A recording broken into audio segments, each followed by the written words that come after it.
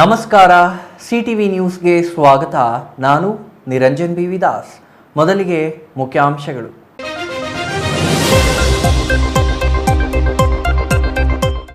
ಗೊಂದಲಮಯವಾದ ನಗರಸಭೆ ಬಜೆಟ್. ನಗರಸಭೆ ವಾಣಿಜ್ಯ ಮಳಿಗೆಗಳ ಹರಾಜು ತಡೆದವರ ಹೆಸರು ಬಜೆಟ್ ಸಭೆಯಲ್ಲಿ ಬಹಿರಂಗ. ನಗರಸಭೆ ಮಳಿಗೆ ಹರಾಜು ಮುಂದೂಡಲು ಹಿರಿಯ ಸದಸ್ಯ ಕಾರಣ ಎಂದ ಸದಸ್ಯರು. ತೀವ್ರ ಗೊಂದಲದ ನಡುವೆ ಚಿಕ್ಕಬಳ್ಳಾಪುರ ನಗರಸಭೆ ಬಜೆಟ್ ಮಂಡನೆ. ಆರೋಪ ಪ್ರತ್ಯಾರೋಪಗಳ ನಡುವೆ ಆಯವ್ಯಯ ಮಂಡನೆ. 2.7 ಕೋಟಿ ಉಳಿತಾಯ ಬಜೆಟ್ ಮಂಡಿಸಿದ ನಗರಸಭೆ ಅಧ್ಯಕ್ಷ ಗಜೇಂದ್ರ. ಜಾನುವಾರು ಸತ್ತರೂ ದಿಕ್ಕಿಲ್ಲ, ಅನುಗ್ರಹ ಯೋಜನೆಗೆ ಹಿಡಿದ ಗ್ರಹಣ. ಗ್ರಾಮೀಣ ಪ್ರದೇಶದಲ್ಲಿ ಕುರಿ ಸತ್ತರೆ ಪರಿಹಾರ ಸಿಗುವ ಬಗ್ಗೆ ಮಾಹಿತಿಯೇ ಇಲ್ಲ. ಮೂಲ ಸೌಕರ್ಯಗಳಿಲ್ಲದೆ ಅನಾಥವಾದ ಪಶು ಚಿಕಿತ್ಸಾಲಯಗಳು. ಒಂದು ಹುಡುಗಿಗಾಗಿ ಇಬ್ಬರು ಯುವಕರ ನಡುವೆ ಹೊಡೆದಾಟ ಬಡಿದಾಟ. ಹೊಸ ಲವರ್ನಿಂದ ಹಳೆ ಲವರ್ ಮೇಲೆ ರಾಡ್ಗಳಿಂದ ಹಲ್ಲೆ. ಹಳೆಯ ಲವರ್ ಮೇಲೆ ಹಲ್ಲೆ ಮಾಡಿದ ದೃಶ್ಯ ಸಿಸಿಟಿವಿಯಲ್ಲಿ ದಾಖಲು. ವಾರ್ತೆಗಳ ವಿವರ. ಹರಾಜು ಪ್ರಕ್ರಿಯೆ ಮುಂದೂಡಲು ಕಾರಣರಾದವರ ಹೆಸರು ಬಹಿರಂಗಪಡಿಸಬೇಕು. ಹರಾಜು ಮುಂದೂಡಲು ಕಾರಣ ಹೇಳಬೇಕು. ಹರಾಜು ವಿಚಾರದಲ್ಲಿ ಸದಸ್ಯತ್ವ ತ್ಯಾಗ ಮಾಡಲು ಸಿದ್ಧ. ಹಿರಿಯ ಸದಸ್ಯರು ಅಂಗವಿಕಲರಿಂದಲೂ ಹಣದ ಬ್ಯಾಗ್ ಪಡೆದಿದ್ದಾರೆ. ಹರಾಜು ಮುಂದೂಡಲು ಅದೇ ಹಿರಿಯ ಸದಸ್ಯ ಕಾರಣ. ಇವು ಚಿಕ್ಕಬಳ್ಳಾಪುರ ನಗರಸಭೆ ಬಜೆಟ್ ಮಂಡನೆ ಸಭೆಯಲ್ಲಿ ಕೇಳಿಬಂದ ಮುಖ್ಯಾಂಶಗಳು.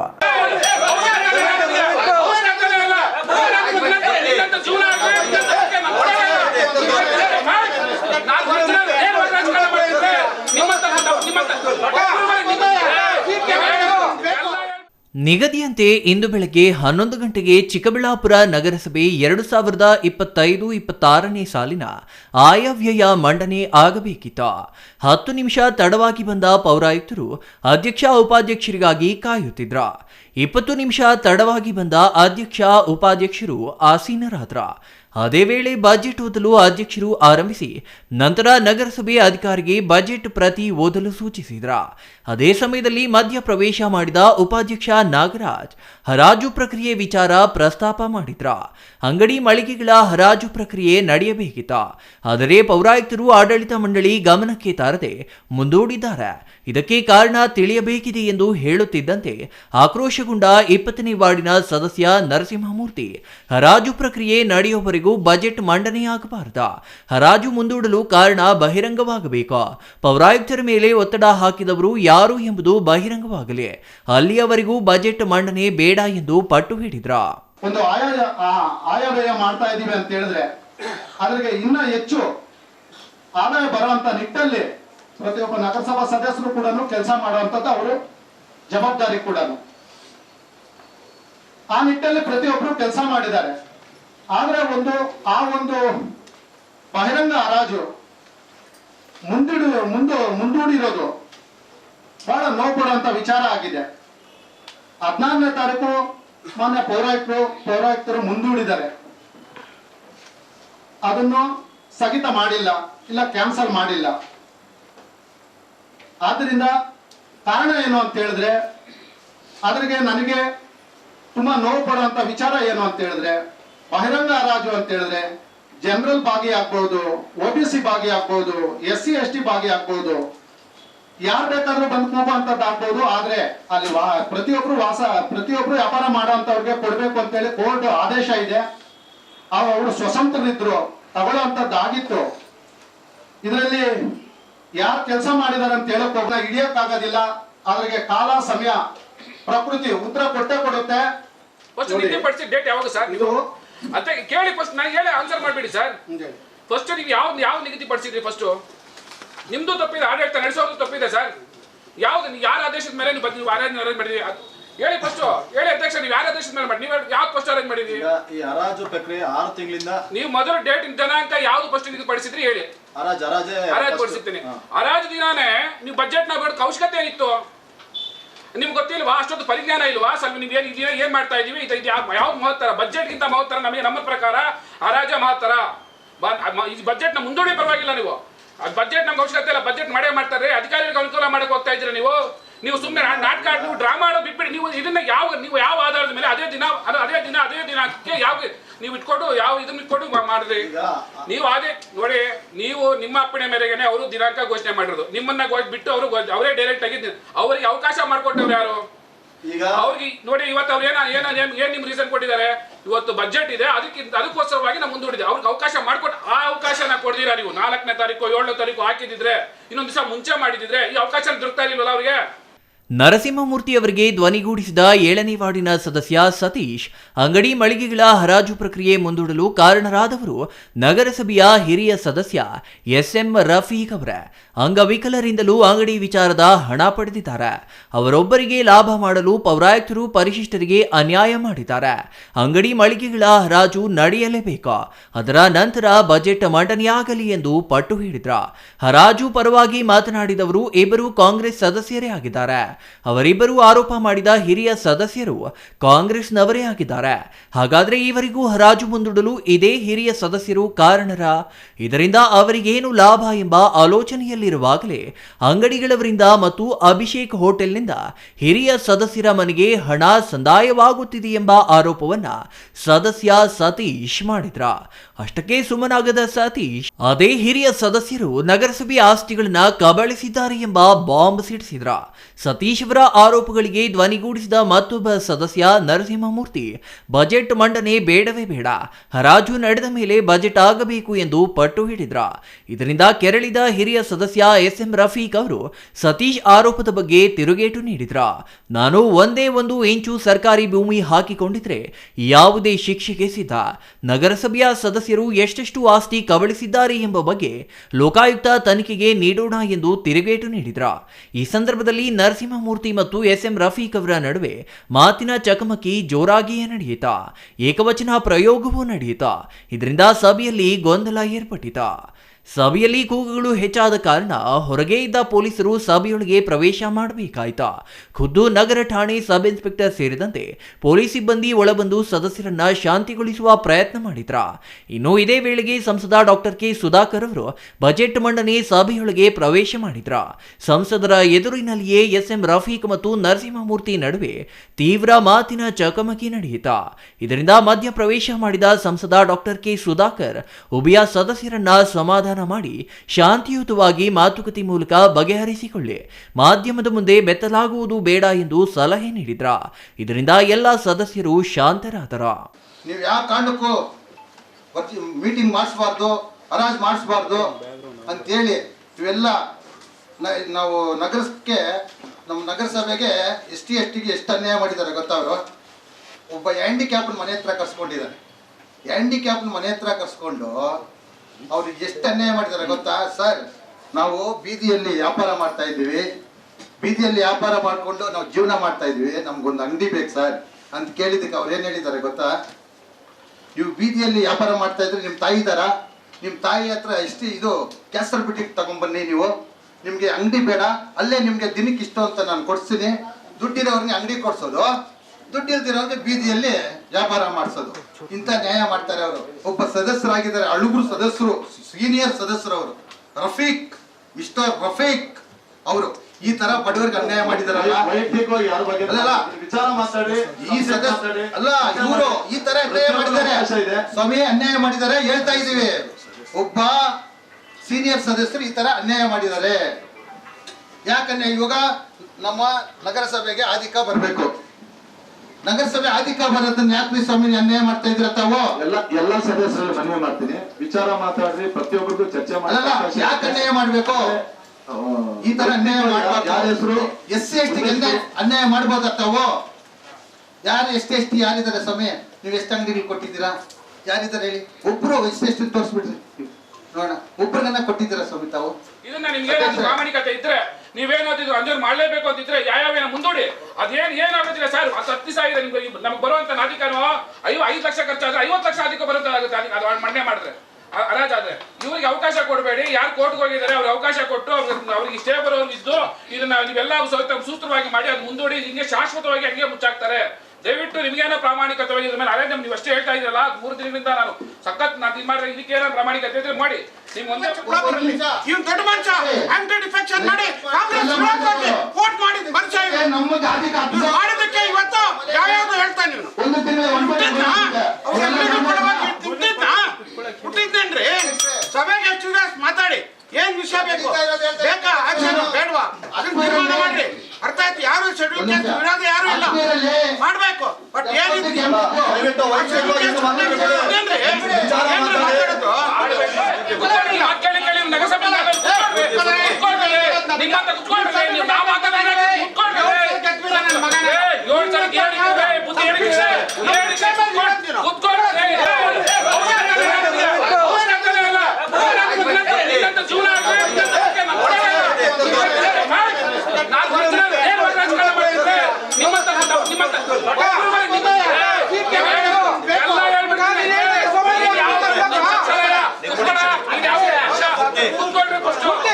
ಸಂಸದರ ಸಮ್ಮುಖದಲ್ಲಿ ಚರ್ಚೆ ನಡೆದಾಗಲೂ ಅಂಗಡಿ ಮಳಿಗೆಗಳ ಹರಾಜು ಪ್ರಕ್ರಿಯೆ ನಡೆಯದೆ ಬಜೆಟ್ ಮಂಡನೆ ಆಗಬಾರದು ಎಂದು ನರಸಿಂಹಮೂರ್ತಿ ಪಟ್ಟು ಹಿಡಿದರೆ, ಪ್ರಸ್ತುತ ಅಂಗಡಿಗಳಲ್ಲಿ ವ್ಯಾಪಾರ ಮಾಡುತ್ತಿರುವವರ ಪರ ವಕಾಲತ್ತು ಹಾಕುವ ಪ್ರಯತ್ನವನ್ನ ಹಿರಿಯ ಸದಸ್ಯ ಎಸ್ಎಂ ರಫೀಕ್ ಮಾಡಿದ್ರ. ಇದರಿಂದ ಮತ್ತೆ ಕೆರಳಿದ ನರಸಿಂಹಮೂರ್ತಿ ಹರಾಜು ಮಾಡಲೇಬೇಕು ಎಂದು ಮತ್ತೆ ಪಟ್ಟು ಹಿಡಿದ್ರ. ಅಲ್ಲದೆ ಸೋಮವಾರವೇ ಹರಾಜು ನಡೆಯಬೇಕು ಎಂದು ಒತ್ತಾಯಿಸಿದ್ರ. ಇದರಿಂದ ಸಂಸದ ಡಾಕ್ಟರ್ ಕೆ ಸುಧಾಕರ್ ಅವರು ಮಧ್ಯಪ್ರವೇಶ ಮಾಡಿ ಹರಾಜು ಮುಂದೂಡಿದ ನಂತರ ಒಂದು ವಾರ ಕಾಲಾವಕಾಶ ನೀಡಬೇಕು. ರಜಾ ದಿನಗಳಿರುವ ಕಾರಣ ಏಪ್ರಿಲ್ 16ರಂದೇ ಹರಾಜು ನಡೆಯಲಿ ಎಂದು ಸೂಚನೆ ನೀಡಿದ್ರ. ಹರಾಜು ಪ್ರಕ್ರಿಯೆ ನಡೆಯುವ ಒಳಗೆ ಯಾರಾದರೂ ನ್ಯಾಯಾಲಯಕ್ಕೆ ಹೋಗಿ ತಡೆಯಾಜ್ಞೆ ತಂದ್ರೆ ಹೇಗೆ ಎಂದು ನರಸಿಂಹಮೂರ್ತಿ ಪ್ರಶ್ನೆ ಮಾಡಿದ್ರ. ಅದರ ಸಂಪೂರ್ಣ ಜವಾಬ್ದಾರಿಯನ್ನ ತಾವೇ ಹೊತ್ತು 16ರಂದು ಹರಾಜು ಪ್ರಕ್ರಿಯೆ ನಡೆಸುವುದಾಗಿ ಪೌರಾಯುಕ್ತ ಮನ್ಸೂರ್ ಅಲಿ ಅವರು ಭರವಸೆ ನೀಡಿದ ಕಾರಣ ನರಸಿಂಹಮೂರ್ತಿ ಶಾಂತರಾದ್ರ. ಕೊನೆಗೆ ಏಪ್ರಿಲ್ 16ರಂದು ಹರಾಜು ಪ್ರಕ್ರಿಯೆ ನಡೆಸುವ ಸಂಪೂರ್ಣ ಹೊಣೆಯನ್ನ ಪೌರಾಯುಕ್ತ ಮನ್ಸೂರ್ ಅಲಿ ಅವರೇ ವಹಿಸಿಕೊಂಡ ಕಾರಣ ಸಭೆ ಶಾಂತವಾಯಿತು. ಇದರಿಂದ ಬಜೆಟ್ ಮಂಡನೆ ಮಾಡಲು ಸಾಧ್ಯವಾಯಿತು. ಸಂಸದರ ಮಧ್ಯಪ್ರವೇಶದಿಂದಾಗಿ ಬಜೆಟ್ ಸಭೆಯಲ್ಲಿ ಮುಂದೂಡಿದ್ದ ಗೊಂದಲ ನಿವಾರಣೆಯಾಗಿ ನಂತರ ಶಾಂತಿ ರೀತಿಯಿಂದ ಬಜೆಟ್ ಮಂಡನೆಯಾಯಿತು. ಯಾರು ಕೂಡ ನೀವು ವೈಯಕ್ತಿಕ ಪರಸ್ಪರ ಆವೇಶಕ್ಕೊಳಗಾಗಿ ಪರಸ್ಪರ ನೀವು ಅಪಾದನೆಗಳು ಮಾಡ್ಕೊಳ್ಳೋದು, ವೈಯಕ್ತಿಕವಾಗಿ ನಿಂದನೆ ಮಾಡುವಂಥದ್ದು ನಿಮ್ಗೆ ಅವಶ್ಯಕತೆ ಇಲ್ಲ. ಯಾಕೆಂದ್ರೆ ದಯವಿಟ್ಟು ನನ್ನ ಫಸ್ಟ್ ಮೀಟಿಂಗ್ ಅಲ್ಲಿ ನಿಮ್ಗೆ ಹೇಳಿದೆ, ಇನ್ನಿರೋದು ಎಷ್ಟು ತಿಂಗಳು ಇದು ಈ ಬಾಡಿಗೆ? 5-6 ತಿಂಗಳು. ಈ 6 ತಿಂಗಳಲ್ಲಿ ನೀವು ಏನ್ ಮಾಡಕ್ ಸಾಧ್ಯ ಈ ನಗರಕ್ಕೆ ಒಳ್ಳೇದನ್ನ ಅದನ್ನ ಮಾಡೋದ್ರ ಕಡೆ ಗಮನ ಕೊಡಿ. ನಿಮ್ಮ ಇವತ್ತೇನು ಮಳಿಗೆಗಳು ಅದನ್ನ ಹರಾಜಿಗೆ ಹಾಕ್ಬೇಕು ಅನ್ನೋದ್ರಲ್ಲಿ 2 ಮಾತಿಲ್ಲ. ನಾನು ಈ ಬಾಡಿ ಜೊತೆ ಇದ್ದೀನಿ. ಅದನ್ನ ಖಂಡಿತವಾಗಿಯೂ ಕೂಡ ಈಗಾಗಲೇ ಬಹಳಷ್ಟು ಅದು ಆಲಸ್ಯ ಆಗಿದೆ. ಅನೇಕ ವರ್ಷಗಳು ಅದರಿಂದ ಕೆಲವರು ಅದನ್ನ ಯಾವ ರೀತಿ ಬಳಸ್ಕೊಳ್ತಾ ಇದ್ದಾರೆ, ವೈಯಕ್ತಿಕವಾಗಿ ಬಳಸ್ಕೊಳ್ತಾ ಇದ್ದಾರೆ. ಇದೆಲ್ಲ ಕೂಡ ನನ್ನ ಗಮನದಲ್ಲಿ ಇದೆ, ಇಲ್ಲ ಅಂತ ಹೇಳ್ತಾ ಇಲ್ಲ. ಸಮಯ ಬಂದಿದೆ. ಆಯುಕ್ತರಿಗೂ ಕೂಡ ನಾವು ಮುಖ್ಯವಾಗಿ ಹೇಳೋಣ, ಅಧ್ಯಕ್ಷರು ಉಪಾಧ್ಯಕ್ಷರು ಕೂಡ ಇದ್ರ ಬಗ್ಗೆ ಬಹಳ ಕಾಳಜಿ ವಹಿಸಬೇಕಾಗ್ತದೆ. ಅಂಬರೀಷನ್, ಸಿಟಿವಿ ನ್ಯೂಸ್, ಚಿಕ್ಕಬಳ್ಳಾಪುರ. ತೀವ್ರ ಗೊಂದಲಗಳ ನಡುವೆ ಚಿಕ್ಕಬಳ್ಳಾಪುರ ನಗರಸಭೆಯ 2025-26ನೇ ಸಾಲಿನ ಆಯವ್ಯಯ ಮಂಡನೆ ಮಾಡಲಾಯಿತು. ಅಧ್ಯಕ್ಷ ಗಜೇಂದ್ರ ಅಧ್ಯಕ್ಷತೆಯಲ್ಲಿ ನಗರಸಭೆಯ ಸರ್ಎಂವಿ ಸಭಾಂಗಣದಲ್ಲಿ ಇಂದು ಮಂಡನೆಯಾದ ಬಜೆಟ್ 2.77 ಕೋಟಿ ಉಳಿತಾಯವಾಗಿದ್ದು, ನಗರಸಭೆಯಲ್ಲಿ ಹಣವೇ ಇಲ್ಲ ಎನ್ನುತ್ತಿದ್ದವರಿಗೆ ಅಧ್ಯಕ್ಷರು ಲೆಕ್ಕದಲ್ಲಿ ಪ್ರತ್ಯುತ್ತರ ನೀಡಿದ್ದಾರೆ.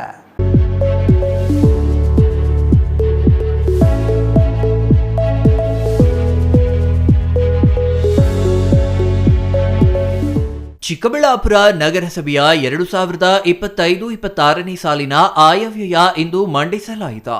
ನಿರೀಕ್ಷಿತ ಆದಾಯ ತೋರಿಸದಿದ್ದರೂ ರಾಜಸ್ವ ಸ್ವೀಕೃತಿಗಳು 31.22 ಕೋಟಿ, ಬಂಡವಾಳ ಸ್ವೀಕೃತಿಗಳು 41.17 ಕೋಟಿ, ಅಸಾಧಾರಣ ಸ್ವೀಕೃತಿಗಳು 44.73 ಕೋಟಿ ಸೇರಿ ಒಟ್ಟು ಆದಾಯ 117.13 ಕೋಟಿ ಆಗಲಿದ್ದು, ಇದರಲ್ಲಿ ರಾಜಸ್ವ ಪಾವತಿಗಳು 29.32 ಕೋಟಿ, ಬಂಡವಾಳ ಪಾವತಿಗಳು 40.91 ಕೋಟಿ, ಅಸಾಧಾರಣ ಪಾವತಿಗಳು 44.12 ಕೋಟಿ ಸೇರಿ ಒಟ್ಟು 114.36 ಕೋಟಿ ವ್ಯಯದ ಅಂದಾಜು ಮಾಡಲಾಗಿದೆ. ಆದಾಯದಲ್ಲಿ ವ್ಯಯ ಕಳೆದರೆ ನಗರಸಭೆಗೆ 2.77 ಕೋಟಿ ಉಳಿತಾಯವಾಗಲಿದೆ ಎಂದು ಅಧ್ಯಕ್ಷ ಗಜೇಂದ್ರ ಹೇಳಿದ್ದಾರೆ. ನಗರಸಭೆಯಲ್ಲಿ ಒಂದು ಆಯವ್ಯಯ 2025-26ನೇ ಸಾಲಿನ ಬಜೆಟ್ ಸಭೆಯನ್ನು ಯಶಸ್ವಿಯಾಗಿ ನಡೆದಿದೆ. ಸುಮಾರು 117 ಕೋಟಿಗೂ ಹೆಚ್ಚು ಬಜೆಟನ್ನು ನಾವು ಇವತ್ತು ಮಂಡಿಸಿದ್ದೇವೆ.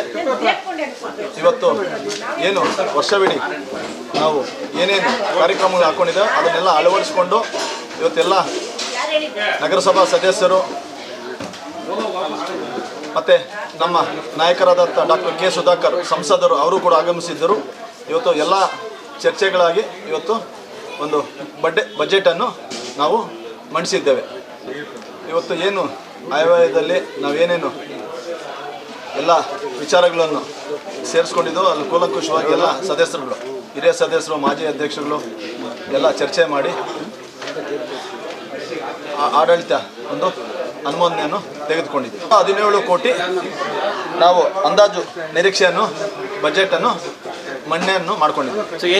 ಪ್ರತಿಯೊಂದು ನಗರ ಅಭಿವೃದ್ಧಿಗಾಗಿ, ನೀರಿಗಾಗಿ, ಕಾಮಗಾರಿಗಳಿಗೆ ಪ್ರತಿಯೊಂದು ವಿಚಾರಕ್ಕೂ ನಾವು ಇವತ್ತು ಒಂದು ಬಜೆಟನ್ನು ನಾವು ಮಾಡ್ಕೊಂಡಿದ್ದೀವಿ. ಅಲ್ಲ, ಇದು ವರ್ಷವಿಡೀ ನಾವು ಏನೇನು ಇನ್ಕಮಿಂಗ್ ಔಟ್ಗೋಯಿಂಗ್ ಇದೆ ಅದನ್ನೆಲ್ಲ ನಾವು ಒಟ್ಟಾರೆ ಸೇರಿಸ್ಕೊಂಡು ಇದು ಬಜೆಟನ್ನು ಮಾಡ್ಕೊಂಡಿರೋದು.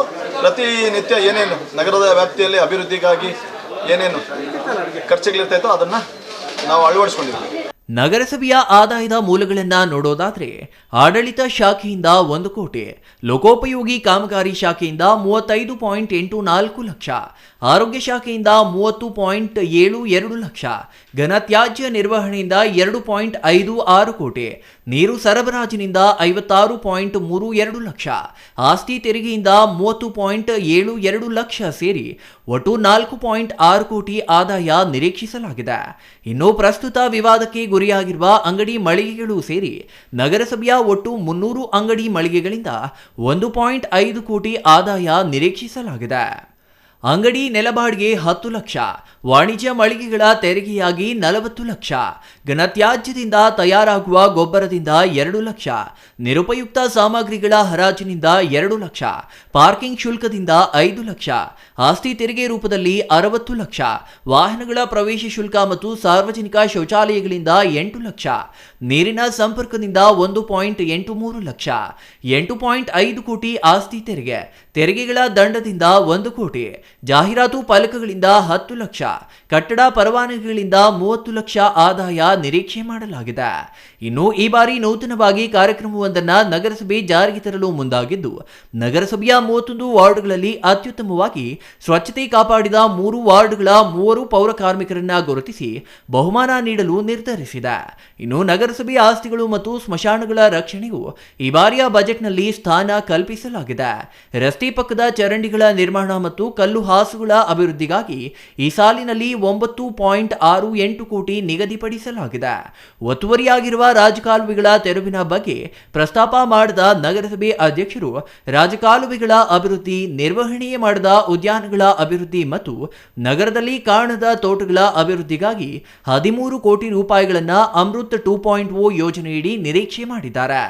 ಇನ್ನು ನಗರ ಹಸಿರೀಕರಣದ ಹೆಸರಿನಲ್ಲಿ 5,000 ಗಿಡ ಬೆಳೆಸುವ ಕಾರ್ಯಕ್ರಮ ರೂಪಿಸಿದ್ದು ಅದನ್ನು ಯಶಸ್ವಿಯಾಗಿ ಪೂರೈಸುವರೇ ಎಂಬ ಪ್ರಶ್ನೆ ಎದುರಾಗಿದೆ. ಮುಖ್ಯವಾಗಿ ಸ್ಲಂ ನಿವಾಸಿಗಳಿಗೆ ಹಕ್ಕುಪತ್ರ ವಿತರಣೆಗಾಗಿ 10 ಲಕ್ಷ ಅವಕಾಶ ಕಲ್ಪಿಸಿದ್ದು, ಶವ ಸಂಸ್ಕಾರ ಸ್ಥಳ ಅಭಿವೃದ್ಧಿಗಾಗಿ ಆದ್ಯತೆ ನೀಡುವ ಜೊತೆಗೆ ಶ್ರದ್ಧಾಂಜಲಿ ವಾಹನ ಖರೀದಿಗೂ ಬಜೆಟ್ನಲ್ಲಿ ಅವಕಾಶ ನೀಡಿದ್ದಾರೆ. ಇನ್ನು ಹೆಚ್ಚು ಸಮಸ್ಯೆಯಾಗಿ ಕಾಡುತ್ತಿರುವ ಯುಜಿಡಿ ನಿರ್ವಹಣೆಗಾಗಿ ಪ್ರಸ್ತುತ ಸಾಲಿನಲ್ಲಿ 50 ಲಕ್ಷ ನಿಗದಿಪಡಿಸಿದ್ದಾರೆ. ಎಸ್ಟಿಪಿ ಮೇಲ್ದರ್ಜೆಗೇರಿಸಲು 8.48 ಕೋಟಿ, ನಗರದ ಮೂಲಕ ಹಾದು ಹೋಗುವ ಮುಖ್ಯ ರಸ್ತೆಗಳಲ್ಲಿ ಸ್ವಾಗತ ಕಮಾನು ಅಳವಡಿಸಲು 30 ಲಕ್ಷ ಅನುದಾನ ನೀಡಿದ್ದಾರೆ. ಒಟ್ಟಿನಲ್ಲಿ ಪ್ರತಿ ವರ್ಷದಂತೆ ಈ ವರ್ಷವೂ ಬಜೆಟ್ ಮಂಡನೆಯಾಗಿದ್ದು, ಈ ಬಾರಿಯ ಬಜೆಟ್ನಲ್ಲಿ ನಗರಸಭೆ ಅಂಗಡಿ ಮಳಿಗೆಗಳ ಹರಾಜು ಕುರಿತು ಗೊಂದಲ ಮೂಡಿದ್ದು ವಿಶೇಷವಾಗಿದೆ.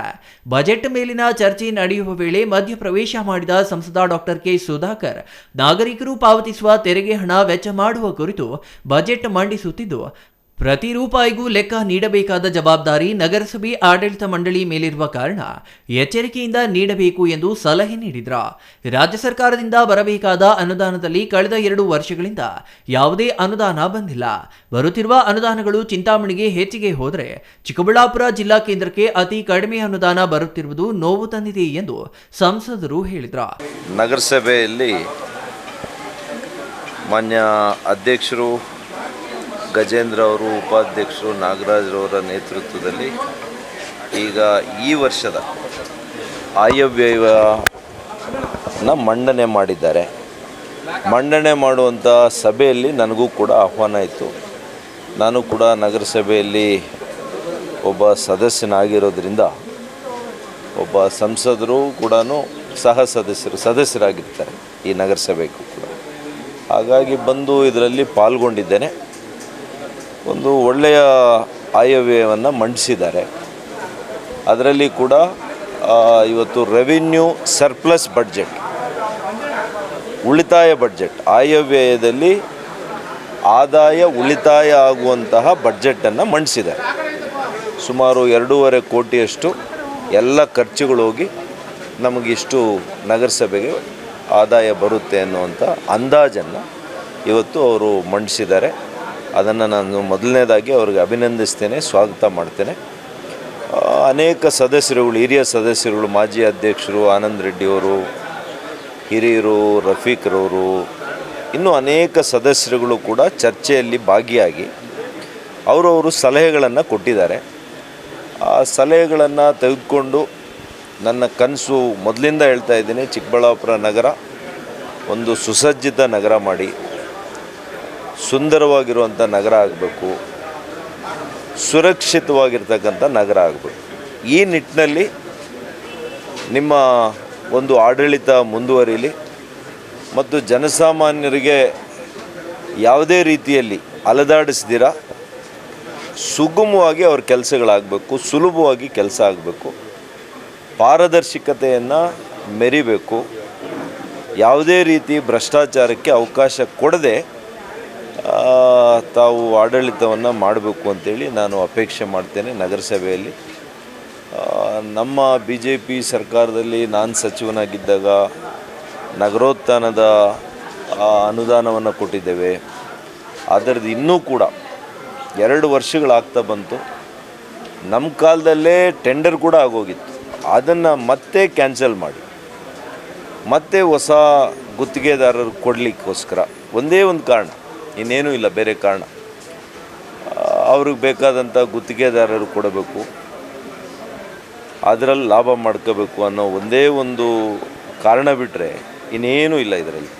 ಇನ್ನು ಬಜೆಟ್ ವಿಚಾರವಾಗಿ ಮಾತನಾಡಿದ ಮಾಜಿ ಅಧ್ಯಕ್ಷ ಆನಂದ್ ರೆಡ್ಡಿ, ಅನುದಾನಗಳ ನಿಗದಿ ಮತ್ತು ಆದಾಯದ ಬಗ್ಗೆ ಇರುವ ಲೋಪಗಳನ್ನು ಸರಿಪಡಿಸಲು ಪೌರಾಯುಕ್ತರಿಗೆ ಸೂಚನೆ ನೀಡಿದ್ರ.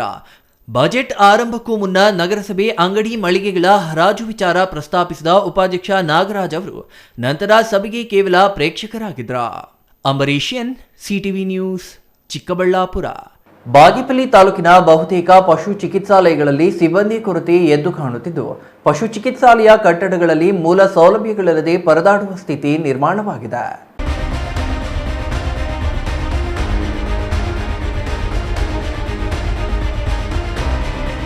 ಮೂಲ ಸೌಕರ್ಯಗಳಿಲ್ಲದೆ ಪಶು ಚಿಕಿತ್ಸಾಲಯಗಳು ಅನಾಥವಾಗಿವೆ. ಈ ಕುರಿತು ವೈದ್ಯರನ್ನು ಪ್ರಶ್ನಿಸಿದರೆ ಸಿಬ್ಬಂದಿಯೇ ಇಲ್ಲ, ನಾವೇನು ಮಾಡಲಿ ಎನ್ನುತ್ತಾರೆ. ಇದರಿಂದಾಗಿ ರೋಗ ಪೀಡಿತ ದನ, ಕರು, ಕುರಿ, ಮೇಕೆಗಳು ಸತ್ತರೂ ಕೇಳುವವರಿಲ್ಲ ಎಂದು ಪಾತಪಾಳ್ಯ ಹೋಬಳಿಯ 16 ಗ್ರಾಮಗಳ ರೈತರು ನೋವು ತೋಡಿಕೊಂಡಿದ್ದಾರೆ. ಪಾತಪಾಳ್ಯ ಹೋಬಳಿ ಕೇಂದ್ರದಲ್ಲಿ ಪಶು ಆಸ್ಪತ್ರೆ ಇದ್ದು ನಿರ್ವಹಣೆ ಇಲ್ಲದೆ ಭೂತ ಬಂಗಲೆಯಂತಾಗಿ ಆಸ್ಪತ್ರೆಯ ಬಾಗಿಲು ತೆಗೆಯುವುದೇ ಅಪರೂಪ ಎಂಬುವಂತಾಗಿದೆ. ಇದರಿಂದಾಗಿ ಜಾನುವಾರುಗಳಿಗೆ ಅನಾರೋಗ್ಯ ಉಂಟಾದಾಗ ನರಳಾಡಿ ಸಾವಿನ ದವಡೆಗೆ ಸಿಲುಕಬೇಕಿದೆ. ಪಾತಪಾಳ್ಯ ಪಶು ಚಿಕಿತ್ಸಾಲಯಕ್ಕೆ ಸುಸಜ್ಜಿತ ಕಟ್ಟಡ ಕಟ್ಟಿಸಲಾಗಿದೆ. ವಿಶಾಲವಾದ ಜಾಗವನ್ನು ದಾನವಾಗಿ ನೀಡಲಾಗಿದೆ. ಆದರೆ ಈ ಆಸ್ಪತ್ರೆ ನಿರ್ವಹಣೆ ಇಲ್ಲದೆ ಆಸ್ಪತ್ರೆ ಆವರಣ ಸಂಪೂರ್ಣ ಮುಳ್ಳಿನ ಪೊದೆಗಳು, ಗಿಡಗಂಟಿಗಳು ಬೆಳೆದಿವೆ. ಇದರಿಂದ ಪಶು ಚಿಕಿತ್ಸಾಲಯ ಹಾವು, ಚೇಳುಗಳು, ಇಲಿ, ಹೆಗ್ಗಣಗಳು ವಾಸ ಮಾಡುವ ಸ್ಥಳವಾಗಿ ಪರಿಣಮಿಸಿದೆ. ಪಾತಕೋಟ ಗ್ರಾಮದ ರೈತ ಆಂಜನಪ್ಪ ಮಾತನಾಡಿ, ಜೀವನ ನಿರ್ವಹಣೆಗೆಂದು ಕುರಿ, ಮೇಕೆ ಸಾಕಾಣಿಕೆ ಮಾಡಿದ್ದು ಜಾನುವಾರುಗಳಿಗೆ ಅನಾರೋಗ್ಯ ಉಂಟಾದಾಗ ಕನಿಷ್ಠ ಚಿಕಿತ್ಸೆ ನೀಡಲು ವೈದ್ಯರಿಲ್ಲ ಎಂದರು. ಕೇವಲ ಡಿ ಗ್ರೂಪ್ ನೌಕರನೊಬ್ಬ ಇದ್ದು ಆತನಿಗೆ ಯಾವ ರೋಗಕ್ಕೆ ಯಾವ ಔಷಧಿ ಎಂಬುದು ತಿಳಿದಿಲ್ಲ. ಜಾನುವಾರುಗಳ ರಕ್ಷಣೆಗೆ ಸರ್ಕಾರ ಏಕಿಷ್ಟು ನಿರ್ಲಕ್ಷ್ಯ ತೋರುತ್ತಿದೆ ಎಂಬುದು ಅರ್ಥವಾಗುತ್ತಿಲ್ಲ ಎಂದು ನೋವು ತೋಡಿಕೊಂಡರು. ಇತ್ತೀಚೆಗೆ 20ಕ್ಕೂ ಹೆಚ್ಚು ಕುರಿ, ಮೇಕೆಗಳು ರೋಗಗಳಿಂದ ಸಾವನ್ನಪ್ಪಿದ್ದು ಅವುಗಳಿಗೆ ಸರ್ಕಾರ ಪರಿಹಾರ ನೀಡುತ್ತದೆ ಎಂದು ಹೇಳುತ್ತಾರೆ. ಆದರೆ ಅದು ಹೇಗೆ ಪಡೆಯಬೇಕೆಂಬ ಅರಿವು ಈ ಭಾಗದ ಜನರಿಗಿಲ್ಲ ಎಂದರು. కోట అంజనప్ప నా పేరు. గవర్నమెంట్ హాస్పిటల్, వెటనరీ హాస్పిటల్లో డాక్టర్ లేరు. గొర్రెలు మేకలకి బాగలేకపోతే కానీ చూసేవాళ్ళు ఎవరు లేరు, డాక్టర్ లేరు. ఇట్లా P1 ఉంటాడు. ఆ P1 కొంచెం ఏమీ తెలియలేదు, పాపం ఒకటంటే ఒకటి తెలియలేదు. ఏమో ఇతర డాక్టర్ 2-3 ఏళ్ళు ఇంకా డాక్టరే లేకుండా అయిపోయింది. మనం సుమారు అంటే ఒక 30-40 జీవాలు గొర్రెలు కన్నా వయసా కాయలాలు వచ్చా సరిగ్గా చూసేవాళ్ళ ఏమీ లేదు. సినిమా వాళ్ళు బాగలేకపోయినా చూసేవాళ్ళు ఎవరు లేరు. డాక్టర్ని ఏమంటే ఎవరు కూడా దీన్ని పట్టించుకుంటూ ఉంటారు, ఎవరు వేస్తూ ఉంటారు. దయచేసి మీరు దీనికి సంబంధం పట్టిన అధికారులు పద్పాడు వెటనరీ హాస్పిటల్కి డాక్టర్ని ఇమీడియట్గా వేయాలా. చాలా జీవాలకు చాలా తొందర అయిపోయినది. ఏంది బాగలేకపోయినా కూడా మేము బాగేపల్లికి వచ్చి బాగేపల్లి ఇంకా లేదు వేరే పక్కన ఇంకా డాక్టర్తో పిలిపించుకోవాలా, చూపించుకోవాలా. వాళ్ళు టయానికి వచ్చేలేదు, వాళ్ళు ఆడడో ఉంటారు, మేము ఆడినాము ఈడినాము ఉంటారు, వాళ్ళు టయానికి వచ్చేలేదు. ఆ లోపల ఇక జీవాలు వేస్ట్ అవుతాయి, చాలా తొందర అయిపోయినది. దయచేసి దీనికి సంబంధం పట్టిన అధికారులు మీరు క్రమం తీసుకొని మాకు హాస్పిటల్కి మాకు డాక్టర్ని వేయాలని చెప్పనేసి మేము కోరుకుంటున్నాము. చాలా తొందర ఒక మాత్రలు కావచ్చింది, ఒక ఇంజక్షన్ కావచ్చింది, కానీ మేమంతా ప్రైవేట్ ఇంకా తెప్పించుకోవాలా, వేసుకోవాలా. టయానికి డాక్టర్ చెప్తా ఉంటారు. వేరే డాక్టర్కి ఫోన్ చేస్తే కన్నా మేము ఆడినాము పై ఉన్నాము, మేము రూట్కి పోయినాము అంటారు. రూట్ డాక్టర్ వాళ్ళ ಟಯಾనికి ಅಡ್ಜಸ್ಟ್ಮೆಂಟ್ ಆಗಿಲ್ಲದು. ಸರ್ಕಾರದ ಅನುಗ್ರಹ ಯೋಜನೆ ಹಳ್ಳ ಹಿಡಿದಿರುವುದು ಅಥವಾ ನೈಜ ಫಲಾನುಭವಿಗಳ ಗಮನಕ್ಕೆ ಇಲ್ಲದಿರುವುದು ಈ ಕುರುಡು ವ್ಯವಸ್ಥೆಗೆ ಕೈಗನ್ನಡಿಯಂತಾಗಿದೆ. ಈ ಭಾಗದ ಬಡ ಕುರಿಗಾಹಿ ಮೇಕೆ ಮೇಯಿಸುವವರಿಗೆ ಸರ್ಕಾರದ ಸೌಲಭ್ಯಗಳು ಕೊಡುತ್ತಿಲ್ಲವಾದರೆ ಅಷ್ಟೆಲ್ಲ ಬಜೆಟ್ ಏಕೆ, ರಾಜಕಾರಣಿಗಳ ಬಿಟಿ ಭಾಷಣಗಳೇಕೆ ಎಂಬ ಪ್ರಜ್ಞಾವಂತರ ಪ್ರಶ್ನೆಗಳಿಗೆ ಉತ್ತರಗಳು ಸಿಗುತ್ತಿಲ್ಲ. R Ganesh, CTV news, Bagepalli.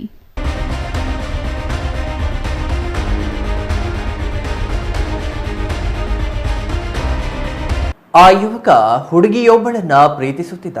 ಪ್ರೀತಿ ಮಾಯೆ ಎಂಬಂತೆ ಹುಡುಗಿಯು ಕಾಲಾಂತರದಲ್ಲಿ ಕೈಕೊಟ್ಟಿದ್ಲ.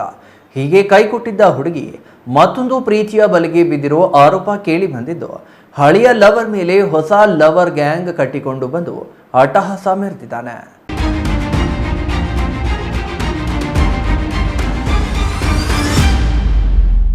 ಬಾರ್ ಕೌಂಟರ್ ಮುಂದೆ ನೋಡುತ್ತಿದ್ದಂತೆ ಯುವಕನ ಮೇಲೆ ಗ್ಯಾಂಗ್ ಅಟ್ಯಾಕ್. ಗ್ಯಾಂಗ್ನಿಂದ ತಪ್ಪಿಸಿಕೊಳ್ಳಲು ಕೌಂಟರ್ ಗೇಟ್ ಮೇಲೆ ಏರಿದ ಯುವಕನ ಮೇಲೆ ರಾಡ್ಗಳಿಂದ ಹಲ್ಲೆ. ಚೆಲ್ಲಾಪಿಲ್ಲಿಯಾಗಿ ಬೀಳ್ತಿರೋ ನೀರಿನ ಬಾಟಲ್ಗಳು.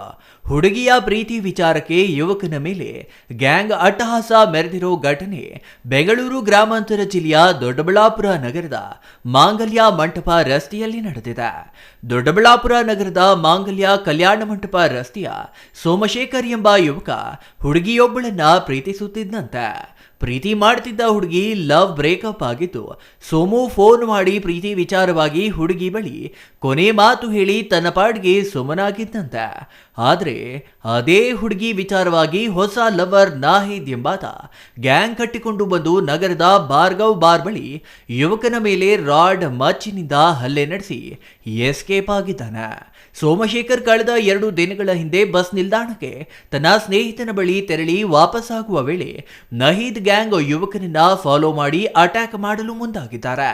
ಈ ವೇಳೆ ಬೈಕ್ನಲ್ಲಿ ಯುವಕ ಪ್ರಾಣ ಉಳಿಸಿಕೊಳ್ಳಲು ಬಾರ್ ಒಳಗೆ ಹೋದಾಗ ಬಾರ್ ಕೌಂಟರ್ ಬಳಿ ನಹೀದ್ 5-6 ಹುಡುಗರನ್ನ ಹಾಕೊಂಡು ಬಂದು ಸೋಮನ ಮೇಲೆ ಅಟ್ಯಾಕ್ ಮಾಡಿದ್ದಾನೆ. ಈ ವೇಳೆ ನಮ್ಮ ಹುಡುಗಿನೇ ನಿಂಗೆ ಬೇಕೇನು ಅಂತ ರಾಡ್ನಿಂದ ಹಲ್ಲೆ ನಡೆಸಿದ್ದಾನೆನ್ನಲಾಗಿದ್ದು, ಯುವಕನ ಮೇಲೆ ಅಟ್ಯಾಕ್ ಮಾಡಿರೋ ದೃಶ್ಯ ಬಾರ್ ಸಿಸಿಟಿವಿಯಲ್ಲಿ ದಾಖಲಾಗಿದೆ. ಹಲ್ಲೆಗೊಳಗಾದ ಸೋಮಶೇಖರ್ ಕೈ ಹಾಗೂ ಎದೆ ಭಾಗದಲ್ಲಿ ಗಾಯಗಳಾಗಿದ್ದು ಆಸ್ಪತ್ರೆಯಲ್ಲಿ ಚಿಕಿತ್ಸೆ ಪಡೆದು ದೊಡ್ಡಬಳ್ಳಾಪುರ ಗ್ರಾಮಾಂತರ ಪೊಲೀಸ್ ಠಾಣೆಯಲ್ಲಿ ದೂರು ನೀಡಿದ್ದಾನೆ. ಹಳೆಯ ಲವರ್ ಮೇಲೆ ಹೊಸ ಲವರ್ ಗ್ಯಾಂಗ್ ಅಟ್ಯಾಕ್ ಸಂಬಂಧ ದೊಡ್ಡಬಳ್ಳಾಪುರ ಗ್ರಾಮಾಂತರ ಪೊಲೀಸರು ಪ್ರಕರಣ ದಾಖಲಿಸಿಕೊಂಡು ಹಲ್ಲೆ ನಡೆಸಿದ ನಹೀದ್ ಗ್ಯಾಂಗ್ ಆಗಿ ಬಲೆ ಬೀಸಿದ್ದಾರೆ. ಹಲ್ಲೆ ನಡೆಸಿದ ಆರೋಪಿಗಳು ಸಿಕ್ಕ ನಂತರ ಪ್ರಕರಣದ ಸತ್ಯಾಸತ್ಯತೆ ಇನ್ನಷ್ಟು ಹೊರಬರಲಿದೆ.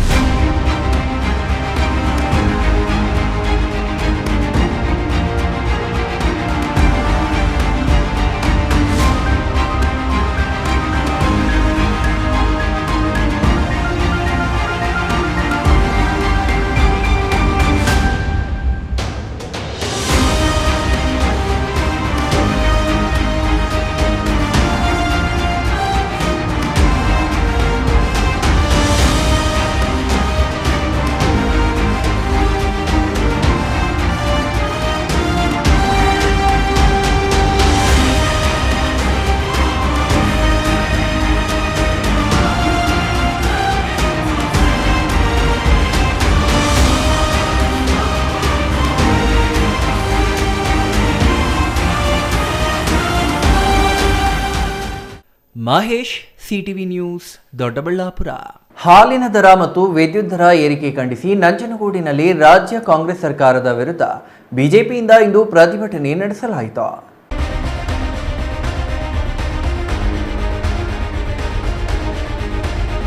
ನಂಜನಗೂಡು ನಗರದಲ್ಲಿ ರಾಜ್ಯ ಕಾಂಗ್ರೆಸ್ ಸರ್ಕಾರದ ಕ್ರಮ ಖಂಡಿಸಿ ಇಂದು ಬಿಜೆಪಿ ಪ್ರತಿಭಟನೆ ನಡೆಸಿತು.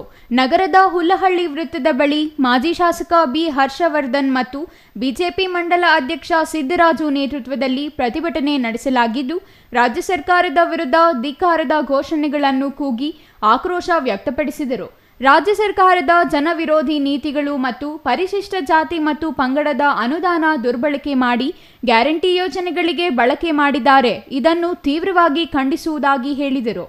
ಈಗಾಗಲೇ ಗ್ಯಾರಂಟಿ ಹೆಸರಿನಲ್ಲಿ ಸಾಕಷ್ಟು ಹಣವನ್ನು ರಾಜ್ಯ ಸರ್ಕಾರ ದುರ್ಬಳಕೆ ಮಾಡಿಕೊಂಡಿದೆ.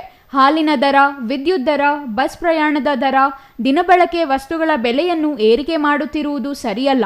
ಕೂಡಲೇ ಬೆಲೆ ಏರಿಕೆಯನ್ನು ಸರ್ಕಾರ ಹಿಂಪಡೆಯಬೇಕು.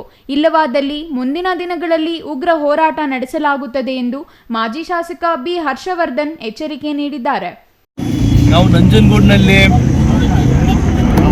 ಸೋಮವಾರ ನಡೀತಕ್ಕಂಥ ಏಪ್ರಿಲ್ 7ನೇ ತಾರೀಕು ನಡೀತಕ್ಕಂಥ ಒಂದು ಬೃಹತ್ ಪ್ರತಿಭಟನೆಗೆ ನಂಜನಗೂಡು ಕ್ಷೇತ್ರದಲ್ಲಿ ನಾವು ಬಿಜೆಪಿ ಪಕ್ಷದ ವತಿಯಿಂದ ಇತ್ತೀಚೆಗೆ ಕಾಂಗ್ರೆಸ್ ಪಕ್ಷದ ಬೆಲೆ ಏರಿಕೆ, 18 ಜನನ ಬಿಜೆಪಿ ಪಕ್ಷದ ಅನರ್ಹಗೊಳಿಸಿದಂಥ ವಿಚಾರ, SC ಹಣನ ದುರುಪಯೋಗ ಪಡಿಸುವಂಥ ವಿಚಾರ, ಇದನ್ನೆಲ್ಲ ಇವತ್ತು ಜನಗಳ ಮುಂದೆ ಇಟ್ಟು ಸೋಮವಾರ 7ನೇ ತಾರೀಕು ನಡೀತಕ್ಕಂಥ ಜನ ಆಕ್ರೋಶ ಒಂದು ಪ್ರತಿಭಟನೆ ಮತ್ತು ಸಭೆಗೆ ಎಲ್ಲರಿಗೂ ಕೂಡ ಇವತ್ತು ನಾವು ಬಿಜೆಪಿ ಪಕ್ಷದಿಂದ ಜನರಿಗೆ ಈ ವಿಚಾರನ ಮುಟ್ಟಿಸಿ ಸೋಮವಾರ ಎಲ್ಲರೂ ಬರಬೇಕು ಅಂತ ಒಂದು ಕರೆ ಕೊಟ್ಟಿದ್ದಾರೆ.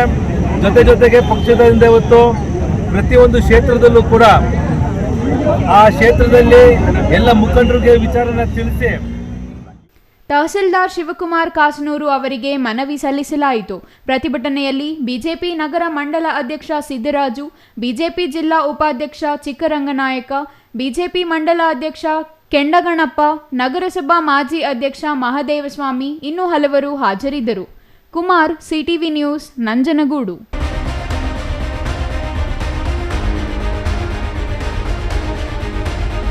ಇದೀಗ ಚಿಕ್ಕದೊಂದು ವಿರಾಮದ ನಂತರ ಸಿಟಿವಿ ನ್ಯೂಸ್ ಮತ್ತೆ ಮುಂದುವರಿಯಲಿದೆ. ನಂಜನಗೂಡು ಶ್ರೀಕಂಠೇಶ್ವರ ಸ್ವಾಮಿ ದೊಡ್ಡ ಜಾತ್ರಾ ಮಹೋತ್ಸವ 2025 ಏಪ್ರಿಲ್ 6ರ ಭಾನುವಾರ ಸಂಜೆ 7 ಗಂಟೆಗೆ ಮುಡಿ ಉತ್ಸವ. ಏಪ್ರಿಲ್ 9ರ ಬುಧವಾರ ಬೆಳಿಗ್ಗೆ 5 ಗಂಟೆಯಿಂದ 5:40ರವರೆಗೆ ಸಲ್ಲುವ ಶುಭ ಮೀನ ಲಗ್ನದಲ್ಲಿ ಶ್ರೀಮನ್ನ ಗೌತಮ ರಥಾರೋಹಣ. ಏಪ್ರಿಲ್ 11ರ ಶುಕ್ರವಾರ ಸಂಜೆ 7 ಗಂಟೆಗೆ ಕಪಿಲಾ ನದಿಯಲ್ಲಿ ಶ್ರೀಕಂಠೇಶ್ವರ ಸ್ವಾಮಿಯವರ ತೆಪ್ಪೋತ್ಸವ. ಭಕ್ತರು ಹೆಚ್ಚಿನ ಸಂಖ್ಯೆಯಲ್ಲಿ ಭಾಗವಹಿಸಿ ದೇವರ ಕೃಪೆಗೆ ಪಾತ್ರರಾಗಬೇಕಾಗಿ ವಿನಂತಿ. ಸರ್ವರಿಗೂ ಆದರದ ಸುಸ್ವಾಗತ. ಸ್ವಾಗತ ಕೋರುವವರು ಶ್ರೀಕಂಠೇಶ್ವರ ಸ್ವಾಮಿ ದೇವಾಲಯದ ಆಡಳಿತ ವರ್ಗ, ನಂಜನಗೂಡು.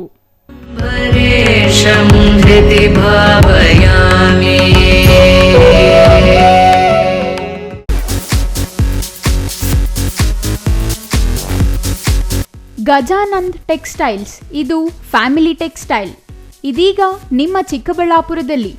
ನಮ್ಮಲ್ಲಿ silk sarees, Mysore silk saree, soft silk saree, Banaras silk saree, cotton silk, all type fancy saree, daily wear saree, dress material, blouse cloth, petticoats, ಮಕ್ಕಳ ಉಡುಪುಗಳು, ಮಹಿಳೆಯರ ಉಡುಪುಗಳು, ಗೌನ್, ಲೆಹೆಂಗಾ, ಕುರ್ತಿ, ಲೆಗಿನ್ಸ್, ಪುರುಷರಿಗೆ ಬೇಕಾದ shirting, suiting, readymade shirts and pant, suits and blazer, kurta pyjama, handlooms, bedsheet, blankets, carpet, undergarments, Jockey, Ramraj, Poomex, ಎಲ್ಲ ತರಹದ ರಾಮ್ರಾಜ್ ವಸ್ತುಗಳು ನಮ್ಮಲ್ಲಿ ದೊರೆಯಲಿವೆ.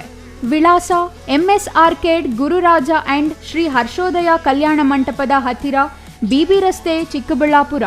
ಮೊಬೈಲ್ ಸಂಖ್ಯೆ 9980715912. ಮತ್ತೊಂದು ಮೊಬೈಲ್ ಸಂಖ್ಯೆ 9036580952.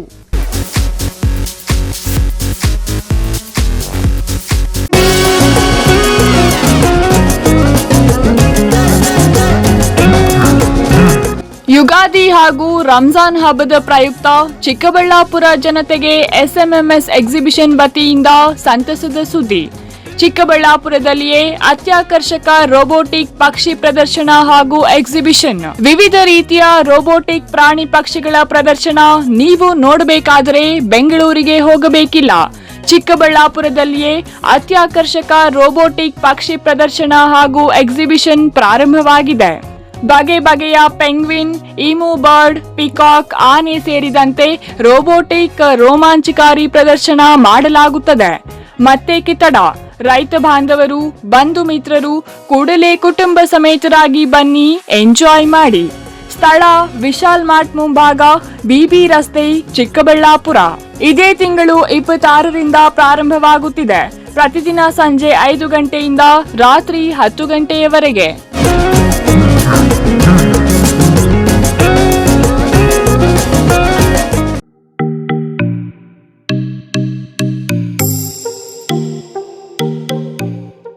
ಎರಡ್ 2025 football summer camp and annual camp. Football ಕ್ಯಾಂಪ್ಗೆ ಈಗಾಗಲೇ ಚಿಕ್ಕಬಳ್ಳಾಪುರದಲ್ಲಿ ನೋಂದಣಿಗಳು ಆರಂಭ. ಪ್ರತಿ ಸೋಮವಾರದಿಂದ ಶುಕ್ರವಾರದವರೆಗೆ ಪ್ರತಿನಿತ್ಯ ಬೆಳಿಗ್ಗೆ 6:30ರಿಂದ 8 ಗಂಟೆ ಮತ್ತು ಪ್ರತಿದಿನ ಸಂಜೆ 5ರಿಂದ 6:30ಕ್ಕೆ 2 ತಿಂಗಳ ಫುಟ್ಬಾಲ್ ತರಬೇತಿಗಾಗಿ 5,000 ಮಾತ್ರ. ಪ್ರತಿ ಕ್ರೀಡಾಪಟುವಿಗೆ ಸಮವಸ್ತ್ರ ನೀಡಲಾಗುತ್ತದೆ. ನಿಮ್ಮ ಮಕ್ಕಳ ಉತ್ತಮ ಫುಟ್ಬಾಲ್ ತರಬೇತಿಗೆ ಇದು ಸುವರ್ಣಾವಕಾಶ. ವಿವರಗಳಿಗೆ ಕೂಡಲೇ ಸಂಪರ್ಕಿಸಿ ಬಾಲಾಜಿ P. ಮೊಬೈಲ್ ಸಂಖ್ಯೆ 8088893414.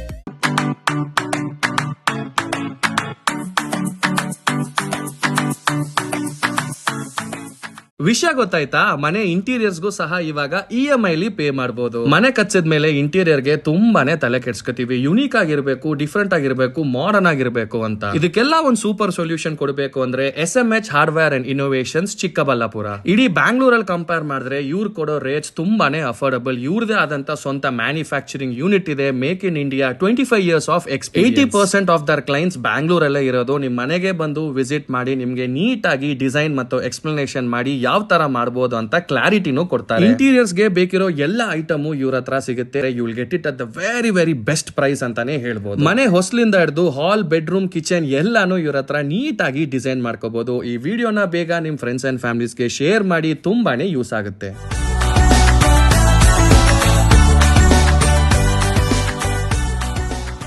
ವಿರಾಮದ ನಂತರ CTV ನ್ಯೂಸ್ಗೆ ಮತ್ತೆ ಸ್ವಾಗತ. ಗುಡಿಬಂಡೆ ಪಟ್ಟಣದಲ್ಲಿ ನಿರ್ಮಾಣವಾಗುತ್ತಿರುವ ಸರ್ಕಾರಿ ಪ್ರಥಮ ದರ್ಜೆ ಕಾಲೇಜಿನ ನಿರ್ಮಾಣ ಕಾಮಗಾರಿಗೆ ಜಿಲ್ಲಾ ಉಸ್ತುವಾರಿ ಸಚಿವರು ಹಾಗೂ ಉನ್ನತ ಶಿಕ್ಷಣ ಸಚಿವರಾದ ಡಾಕ್ಟರ್ MC ಸುಧಾಕರ್ ಮತ್ತು ಶಾಸಕ ಸುಬ್ಬಾರೆಡ್ಡಿ ಇಂದು ಗುದ್ದಲಿ ಪೂಜೆ ನೆರವೇರಿಸಿದರು.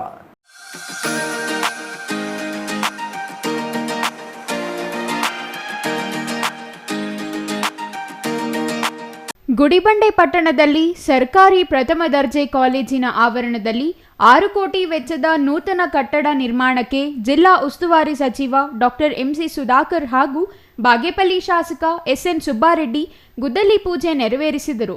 ಈ ವೇಳೆ ಮೊದಲ ಬಾರಿಗೆ KSRTCಯಿಂದ ಗುಡಿಬಂಡೆಯಿಂದ ಬೆಂಗಳೂರಿಗೆ ಅಶ್ವಮೇಧ ಬಸ್ ಸಂಚಾರಕ್ಕೆ ಚಾಲನೆ ನೀಡಲಾಯಿತು. ಗುದ್ದಲಿ ಪೂಜೆ ವೇಳೆ ಮಾತನಾಡಿದ ಸಚಿವ ಡಾಕ್ಟರ್ MC ಸುಧಾಕರ್, ವಿದ್ಯಾರ್ಥಿಗಳು ಕಾಲೇಜಿನ ಅವಧಿಯಲ್ಲಿ ಹೆಚ್ಚು ಇಂಗ್ಲಿಷ್ ಮಾತನಾಡಬೇಕು. ಇದರಿಂದ ಉದ್ಯೋಗ ಸಿಗೋದಕ್ಕೆ ಅನುಕೂಲವಾಗಲಿದೆ ಎಂದರು. ಹೆಚ್ಚು ಶ್ರಮ ಹಾಕಿ ಈಗಾಗಲೇ ಒಳ್ಳೆ ರೈತರಿಗೆ ಬೆಲೆ ಕೂಡ ನಿಗದಿ ಮಾಡಿಸಿದ್ದಾರೆ. ಈಗ ಮತ್ತೆ ಇನ್ನೊಂದು 400 ಎಕರೆ ಅದಕ್ಕೆ ತೆಗೆದುಕೊಳ್ಳೋದಕ್ಕೆ ನೋಟಿಫಿಕೇಶನ್ ಮಾಡೋದಕ್ಕೆ ಅನುಮತಿ ಕೊಟ್ಟಿದ್ದಾರೆ.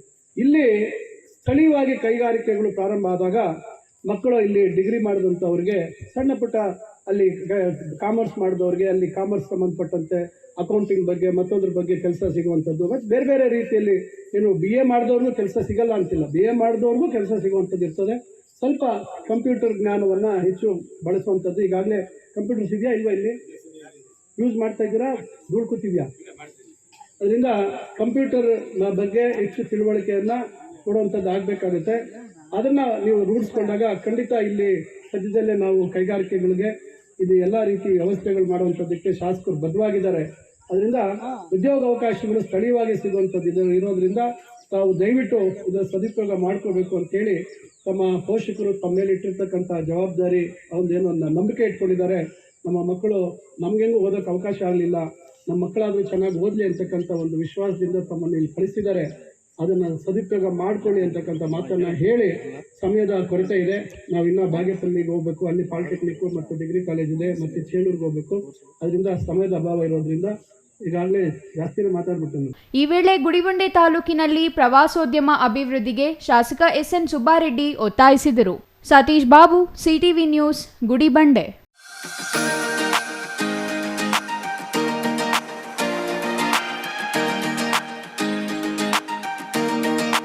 ದೊಡ್ಡಬಳ್ಳಾಪುರ ತಾಲೂಕಿನ ಹಣಬೆ ಗ್ರಾಮ ಪಂಚಾಯಿತಿ ವ್ಯಾಪ್ತಿಯ ಹಳ್ಳಿಗಳನ್ನೊಳಗೊಂಡ ಜನಕ್ಷೇಮ ಸಂಕಲ್ಪ ಅಭಿಯಾನ ಹಣಬೆ ಗ್ರಾಮದ ಸರ್ಕಾರಿ ಪ್ರಾಥಮಿಕ ಶಾಲಾ ಆವರಣದಲ್ಲಿ ಇಂದು ನಡೆಯಿತು.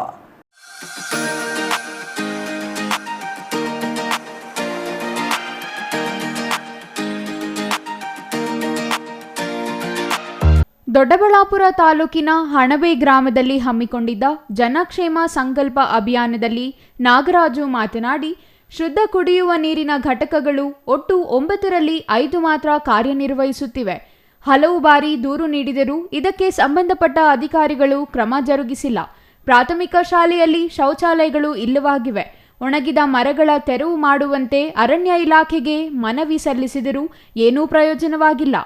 ಜೆಜೆಎಂ ಪೈಪ್ಗಳನ್ನು ಅಸಮರ್ಪಕವಾಗಿ ಮುಚ್ಚಿದ್ದಾರೆ.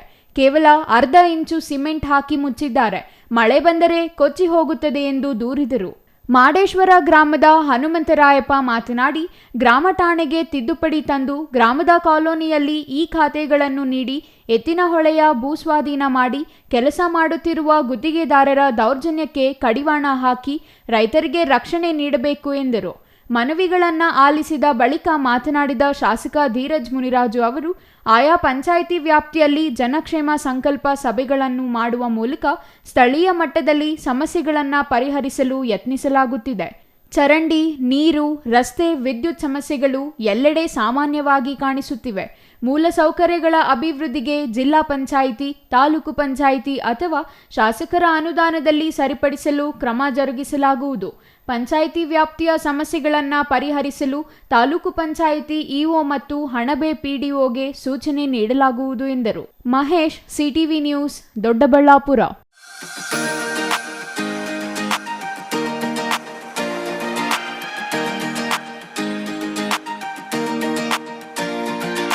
ಪಾವಗಡದ ವೈ ರಂಗೈಶೆಟ್ಟಿ ಪ್ರಥಮ ದರ್ಜೆ ಕಾಲೇಜಿನಲ್ಲಿ ವಿಶ್ವ ಕರಡಿ ದಿನಾಚರಣೆ ಆಯೋಜಿಸಲಾಗಿತ್ತು.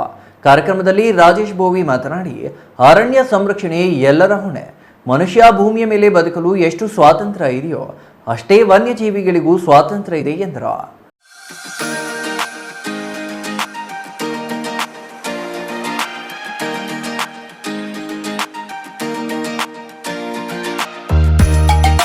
ಮಾನವನ ದುರಾಸೆಯಿಂದ ಕಾಡು ನಾಶ ಮಾಡಿ ಕಾಡು ಪ್ರಾಣಿಗಳು ಆಹಾರ ಅರಿಸಿ ಗ್ರಾಮಗಳಿಗೆ ನುಗ್ಗುತ್ತಿವೆ. ಪ್ರಾಣಿಗಳನ್ನು ಪ್ರೀತಿಸಬೇಕು, ಕಾಡು ಬೆಳೆಸಬೇಕು, ನಾಡು ಉಳಿಸಲು ಮಾನವ ಬದುಕಬೇಕೆಂದು ತಿಳಿಸಿದರು. ಪಾವಗಡದಲ್ಲಿ ಕರಡಿಗಳ ಧಾಮ ನಿರ್ಮಾಣ ಮಾಡಲು ಉನ್ನತಾಧಿಕಾರಿಗಳು ಸ್ಥಳ ತನಿಖೆ ನಡೆಸಿ ಸರ್ಕಾರಕ್ಕೆ ವರದಿ ಮಾಡಿರುವುದಾಗಿ ತಿಳಿಸಿದರು. ಇತ್ತೀಚಿನ ದಿನಗಳಲ್ಲಿ ಮನುಷ್ಯರ ಮೇಲೆ ದಾಳಿ ಮಾಡುತ್ತಿರುವ ಅವುಗಳನ್ನು ತಪ್ಪಿಸಿಕೊಳ್ಳಲು ತಾನು ಬಳಸುವ ಟವೆಲ್ನಿಂದ ಮುಖಕ್ಕೆ ಸುತ್ತಿಕೊಂಡು ಕದಲದೆ ಮಲಗಬೇಕು. ಅದು ವಾಸನೆ ನೋಡಿ ತನ್ನ ಪಾಡಿಗೆ ತಾನು ಹೋಗುತ್ತದೆ. ತೋಟಗಳಿಗೆ ಹೋಗುವಾಗ ಬ್ಯಾಟರಿ ಹಿಡಿದು ಶಬ್ದ ಮಾಡಿಕೊಂಡು ಹೋಗಬೇಕು. ಒಬ್ಬರೇ ಹೋಗಬಾರದು, ಜೊತೆಯಲ್ಲಿರಬೇಕು. ಕಾಡು ಪ್ರಾಣಿಗಳನ್ನು ವಿನಾಕಾರಣ ಸಾಯಿಸುವುದು ಶಿಕ್ಷಾರ್ಹ ಅಪರಾಧವಾಗಿದೆ. ಹಾಗೆ ಕೊಂದರೆ ಕಾನೂನು ಕ್ರಮ ಕೈಗೊಳ್ಳಲಾಗುವುದೆಂದರು. ನಾವೆಲ್ಲದಕ್ಕೂ ಇಲ್ಲ, ಸೌದೆ ಕೊಡಲ್ಲ, ಭೂಮಿ ಕೊಡಲ್ಲ, ನಮ್ದೊಳಗೆ ಬರೋಂಗಿಲ್ಲ, ಮೇಸಂಗಿಲ್ಲ. ಸೊ ನಾವು ಜನಗಳಿಗಾಗಲ್ಲ. ಸುಮ್ಮನೆ ಅಲಿಗೇಷನ್, ಸರ್ ಅವ್ನು ಸರಿ ಇಲ್ಲ, ಸರ್ ಫಾರೆಸ್ಟ್ ಆಫೀಸರ್ ಸರಿ ಇಲ್ಲ, ಅಲ್ಲಿದ್ದಾರಲ್ಲ ಬೀಟ್ ಆಫೀಸರ್ ಸರಿ ಇಲ್ಲ ಅಂದರೆ ಪಬ್ಲಿಕ್ಕು ಅರಣ್ಯಾಧಿಕಾರಿಗೆ ಬೈದರೆ ಅವ್ನು ಕರೆಕ್ಟಾಗಿ ಕೆಲಸ ಮಾಡ್ತಾ ಇದ್ದಾನೆ ಅಂತ. ಬೇರೆ ಡಿಪಾರ್ಟ್ಮೆಂಟ್ ಅಧಿಕಾರಿಗಳು ಹಂಗಲ್ಲ, ಹೊಗಳ್ಬೇಕು, ಪಬ್ಲಿಕ್ ಹೇಳ್ಬೇಕು, ಅವ್ರ ಕಡೆಯಿಂದ ಫೀಡ್ಬ್ಯಾಕ್ ಬರ್ಬೇಕು. ಇಲ್ಲ ಸರ್ ಒಳ್ಳೆ ಕೆಲಸ ಮಾಡ್ತಾ ಇದ್ದಾರೆ ಅಂತ, ರಿಯಲ್ ಆಗಿ ಕೆಲಸ ಮಾಡ್ತಾ ಇದ್ದಾರೆ.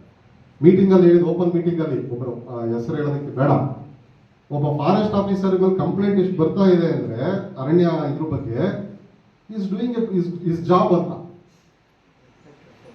ಕರೆಕ್ಟಾಗಿ ಕೆಲಸ ಮಾಡ್ತಾ ಇದ್ದಾನೆ, ಏನಕ್ಕೂ ಆಸ್ಪದ ಮಾಡಿಕೊಡ್ತಾ ಇಲ್ಲ ಪಬ್ಲಿಕ್ಗೆ, ಹಂಗಾಗಿ ಅಲಿಗೇಷನ್ಸ್ ಮಾಡ್ತಾರೆ. ಅರ್ಥ ಇದ್ರಾ? ಅರಣ್ಯ ಇಲಾಖೆ ನಾವು ಡೈರೆಕ್ಟ್ ನಿಮ್ಗೆ ಏನು ಕೊಡುಗೆ ನಾವು ಕೊಡಲ್ಲ, ಎಲ್ಲ ನಾವು ಕೊಡೋದು ಇಂಡೈರೆಕ್ಟ್ ಕೊಡುಗೆ ನಿಮಗೆ ಮುಂದಿನ ಪೀಳಿಗೆಗೆ. ಹಾಗಾಗಿ ಸ್ನೇಹಿತರೆ, ಇವತ್ತಿನ ಈ ಉದ್ದೇಶ ಏನಂದರೆ ಒಂದು ಚಿಕ್ಕ ಪ್ರಯತ್ನ ಅಷ್ಟೇ. ನಿಮ್ಮಲ್ಲೆಲ್ಲ ಒಂದು ಪರಿಸರ ಕಾಳಜಿ, ಅರಣ್ಯದ ಬಗ್ಗೆ, ಮರಗಿಡಗಳ ಬಗ್ಗೆ, ವನ್ಯಜೀವಿಗಳ ಬಗ್ಗೆ, ಸಹಬಾಳ್ವೆ ಬಗ್ಗೆ. Pavagada Kondappa, CTV news, Pavagada.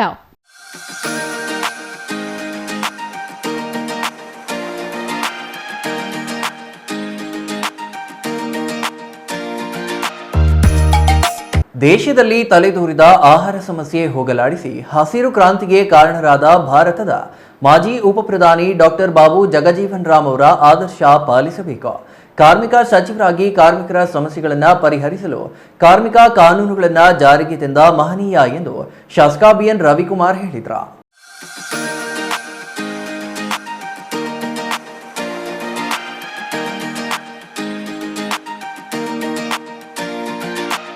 ಶಿಡ್ಲಘಟ್ಟ ತಾಲೂಕು ಪಂಚಾಯಿತಿ ಸಭಾಂಗಣದಲ್ಲಿ ಹಸಿರು ಕ್ರಾಂತಿಯ ಹರಿಕಾರ ಭಾರತದ ಮಾಜಿ ಉಪಪ್ರಧಾನಿ ಡಾಕ್ಟರ್ ಬಾಬು ಜಗಜೀವನ್ ರಾಮ್ ಅವರ 118ನೇ ಜನ್ಮ ದಿನಾಚರಣೆಯಲ್ಲಿ ಶಾಸಕ ರವಿಕುಮಾರ್ ಮಾತನಾಡಿ, ಸಮಾಜ ಸುಧಾರಣೆ ಹಾಗೂ ಎಲ್ಲರೂ ಸಮಾನವಾಗಿ ಜೀವನ ನಡೆಸಬೇಕು ಎನ್ನುವ ಮಹತ್ವಾಕಾಂಕ್ಷೆ ಅವರು ಹೊಂದಿದ್ದರು.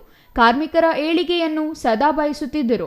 ದೇಶದ ಜನರು ಆಹಾರ ಕೊರತೆ ಅನುಭವಿಸುತ್ತಿರುವುದನ್ನು ಕಂಡು ಹಸಿರು ಕ್ರಾಂತಿ ಪ್ರಾರಂಭಿಸಲು ನೆರವಾದರು ಎಂದರು. ನಮ್ಮ ದೇಶದ ಮಹನೀಯರ ಬಗ್ಗೆ ನಾವು ಯಾಕೆ ಇವತ್ತು ಈ ಜಯಂತಿಗಳನ್ನ ಮಾಡೋಕ್ಕೆ ಕಾರಣ, ಅವರ ಒಂದು ಅಧಿಕಾರ ಅವಧಿಯಲ್ಲಿ ಅವರು ಮಾಡಿರ್ತಕ್ಕಂಥ ಈ ಸಮಾಜದ ಸೇವೆ, ಅವತ್ತು ದಿವಸದಲ್ಲಿ ಎಲ್ಲ ಸಮುದಾಯವನ್ನು ಗಮನದಲ್ಲಿ ಇಟ್ಕೊಂಡು ಇವತ್ತು ಅವರು ಮಾಡಿರ್ತಕ್ಕಂಥ ಕೆಲಸಕ್ಕೆ ನಾವು ಇವತ್ತು ಈ ಜಗತ್ತು ಈ ಭೂಮಿ ಇರೋ ತನಕ ಅವರ ಒಂದು ಹೆಸರು ಶಾಶ್ವತವಾಗಿ ಉಳಿಲಿಕ್ಕೆ ಕಾರಣ ಇವತ್ತು ಅವರ ಒಂದು ಅಧಿಕಾರ ಅವಧಿಯಲ್ಲಿ ಅವರು ಮಾಡಿರ್ತಕ್ಕಂಥ ಒಳ್ಳೆ ಕೆಲಸ.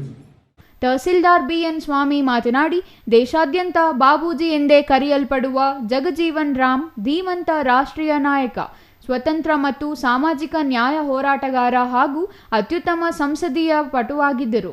ಬಾಬು ಜಗಜೀವನ್ ರಾಮ್ ಅವರು ಸ್ವತಂತ್ರ ಹೋರಾಟಗಾರರಾಗಿ, ಸಂವಿಧಾನ ರಚನಾ ಸಭೆಯ ಸದಸ್ಯರಾಗಿ ಮತ್ತು ಮೊದಲ ಉಪಪ್ರಧಾನಿಯಾಗಿ ದೇಶಕ್ಕೆ ಮಹತ್ತರ ಕೊಡುಗೆ ನೀಡಿದ್ದಾರೆ ಎಂದರು.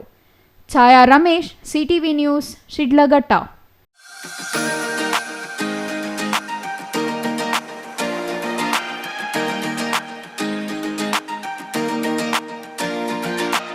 ನಾನು ರೈತನಲ್ಲ, ಒಬ್ಬ ಉದ್ಯಮಿಯಾಗಿದ್ದೇನೆ. ನಮ್ಮ ಎಲ್ಲ ರೈತರು ಉದ್ಯಮಿಗಳಾಗಬೇಕು, ಅವರು ಮುಂದೆ ಬರಬೇಕು ಎಂದು ರೈತ ಕಲ್ಯಾಣ ಸಂಘವನ್ನು ರಾಜ್ಯದಾದ್ಯಂತ ಸ್ಥಾಪನೆ ಮಾಡಲಾಗುತ್ತಿದೆ ಎಂದು ಸಂಘದ ರಾಜ್ಯಾಧ್ಯಕ್ಷ ಚಂದನ್ ಗೌಡ ಹೇಳಿದರು.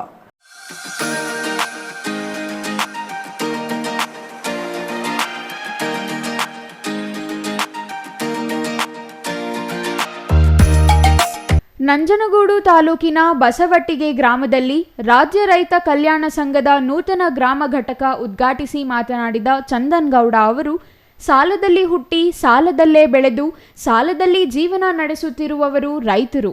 ಕೊರೋನಾ ಬಂದ ನಂತರ ಎಲ್ಲ ಕ್ಷೇತ್ರಗಳು ಲಾಕ್ಡೌನ್ ಆದವು. ಆದರೆ ಒಂದು ಕ್ಷೇತ್ರ ಮಾತ್ರ ಎಲ್ಲ ಸಮಯದಲ್ಲೂ ಕೆಲಸ ಮಾಡುತ್ತಿತ್ತು, ಅದು ರೈತ ಕ್ಷೇತ್ರ. ಮನುಷ್ಯನಿಗೆ ಏನೂ ಇಲ್ಲವೆಂದರೂ ತಿನ್ನಲು ಅನ್ನ ಬೇಕೇ ಬೇಕು. ಮುಂದಿನ ಕೆಲ ವರ್ಷಗಳಲ್ಲಿ ಅನ್ನದ ಬೆಲೆ ಗಗನಕ್ಕೆ ಏರುವುದರಲ್ಲಿ ಅನುಮಾನವಿಲ್ಲ. ಆಧುನಿಕತೆಯ ಭರಾಟೆಯಲ್ಲಿ ಎಲ್ಲರೂ ಮುಳುಗಿ ಪ್ರೀತಿ, ವಿಶ್ವಾಸ, ಜೀವನದ ಮೌಲ್ಯ ಕಳೆದುಕೊಳ್ಳುತ್ತಿದ್ದಾರೆ ಎಂದರು. 3/4 ಎಕರೆ ಈ ರೀತಿ ಬಿಟ್ಟರೆ 20-25 ಎಕರೆ ಇರೋನ್ನ ನಾವು ಟಾರ್ಚ್ ಹಾಕ ಹುಡುಕ್ಬೇಕು. ಸತ್ಯ ಅಲ್ವಾ ಯಜಮಾನ್ರೆ? ಬತ್ತಾ ನಮ್ಮಲ್ಲಿ ಇಳುವಳಿ ಸಣ್ಣ ಆಯಿತು. ಯಾಕೆ ಈ ಮಾತು ಹೇಳ್ತಾ ಇದ್ದೀನಿ ಅಂದರೆ, ಅವತ್ತು 35 ಕೋಟಿ ಜನಸಂಖ್ಯೆ ಇತ್ತು, ಇವತ್ತು 147 ಕೋಟಿ ಆಗಿದೆ. ಕೇವಲ ಇವತ್ತು 2025 ಇನ್ನು 5ರಿಂದ 10 ವರ್ಷಕ್ಕೆ ನಾವು 200 ಕೋಟಿ ರೀಚ್ ಆಗ್ತೀವಿ. ಪ್ರಪಂಚದಲ್ಲಿ ಇವತ್ತು 840 ಕೋಟಿ ಇದ್ದೀವಿ, 900 ಕೋಟಿ ರೀಚ್ ಆಗ್ತೀವಿ. ಇನ್ನು 5ರಿಂದ 10 ವರ್ಷಕ್ಕೆ ನಮ್ಮ ದೇಶದ ಜನಸಂಖ್ಯೆ 200 ಕೋಟಿ ಆಗುತ್ತೆ. ಪ್ರಪಂಚದಲ್ಲಿ 900 ಕೋಟಿ ಆಗುತ್ತಲ್ಲ, ಈ 900 ಕೋಟಿ ಜನತೆಗೆ ಅನ್ನವನ್ನು ಕೊಡಲಿಕ್ಕೆ ನಮ್ಮ ಇಂಜಿನಿಯರ್ಸ್ ಕೈಲಿ ಸಾಧ್ಯವಾ? ನಮ್ಮ ಡಾಕ್ಟರ್ ಕೈಲಿ ಸಾಧ್ಯವಾ? ಎಂಟ್ರಪ್ರೆನರ್ ಕೈಲಿ ಸಾಧ್ಯನಾ? ಯಾರ ಕೈಲಿ ಸಾಧ್ಯ? ಅದಾರು ಹೆಮ್ಮೆಯಿಂದ ಹೇಳಿ, ನಿಮ್ ಕೈಲಿಂದ ಸಾಧ್ಯ ತಾನೆ. ನೀವಿದ್ರೆ ಮಾತ್ರ ಈ ದೇಶದಲ್ಲಿ ಪ್ರಧಾನ ಮಂತ್ರಿ ಇದ್ದವರು ನಡೀತದೆ, ಮುಖ್ಯಮಂತ್ರಿ ಇಲ್ಲದವರು ನಡೀತಿದೆ, ಯಾರು ಇಲ್ಲದವರು ನಡೀತಿದೆ, ರೈತ ಇಲ್ಲದವ್ರು ನಡೀಲಿಕ್ಕೆ ಸಾಧ್ಯನಾ? ನಾನು ನಿಮ್ಮ ಕಡೆದಾಗ ಒಂದು ಮಾತು ಹೇಳ್ತೀನಿ.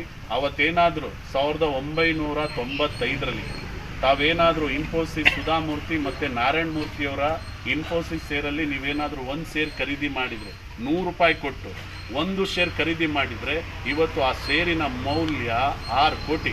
ಇದು ಸತ್ಯನಾ? 101% ಸತ್ಯ. ಅವತ್ತು ನಿಮ್ಮ ಹತ್ರ ₹100 ಇರಲಿಲ್ವಾ? ಇತ್ತು. ಹೇಳಕ್ಕೆ ರೆಡಿ ಇರಲಿಲ್ವಾ? ನಾನು ಬಂದು ಹೇಳಕ್ಕೆ ರೆಡಿ ಇದೆ, ಕೇಳಲಿಕ್ಕೆ ನೀವು ರೆಡಿ ಇರಲಿಲ್ಲ. ಒಪ್ಕೋತೀರಾ ಏನು ಸರ್? ಎಕ್ಸಾಕ್ಟ್ಲಿ ರೈಟಾ? ಮನುಕುಲ ಅವನತಿಯ ಹಾದಿಗೆ ತಲುಪಿದೆ.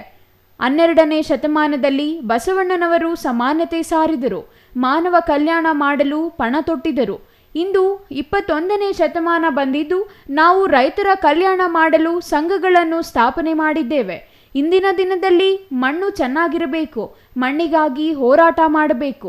ಮಣ್ಣಿನ ಫಲವತ್ತತೆ ಹೆಚ್ಚಿಸಿಕೊಂಡರೆ ಮಾತ್ರ ರೈತರು ಉತ್ತಮ ಬೆಳೆ ಬೆಳೆಯಲು ಸಾಧ್ಯ ಎಂದರು. ಗ್ರಾಮ ಘಟಕದ ನೂತನ ಅಧ್ಯಕ್ಷ ಆನಂದ್ ಮಾತನಾಡಿ, ರಾಜ್ಯಾಧ್ಯಕ್ಷ ಚಂದನ್ ಗೌಡರು ರೈತರಿಗಾಗಿ ಉತ್ತಮ ಕೆಲಸ ಮಾಡುತ್ತಿದ್ದಾರೆ. ಇದರಿಂದ ನಂಜನಗೂಡು ತಾಲೂಕಿನ ಹಲವು ಗ್ರಾಮಗಳಲ್ಲಿ ರಾಜ್ಯ ರೈತ ಕಲ್ಯಾಣ ಸಂಘದ ನೂತನ ಘಟಕ ಸ್ಥಾಪನೆ ಮಾಡಲು ಯುವಕರು ಮುಂದೆ ಬರುತ್ತಿದ್ದಾರೆ ಎಂದರು. ಇನ್ನು ಕಾರ್ಯಕ್ರಮದಲ್ಲಿ ಗ್ರಾಮದ 16 ಯುವಕರು ರೈತ ಸಂಘಕ್ಕೆ ಸೇರ್ಪಡೆಗೊಂಡರು. ಈ ಸಂದರ್ಭದಲ್ಲಿ ಮುತ್ತು, ರವೀಂದ್ರ, ಕೆ ರಾಜು, ಮಹೇಶ್, ನಾಗರಾಜು ಇನ್ನೂ ಹಲವರು ಹಾಜರಿದ್ದರು. Kumar, CTV news, Nanjangud.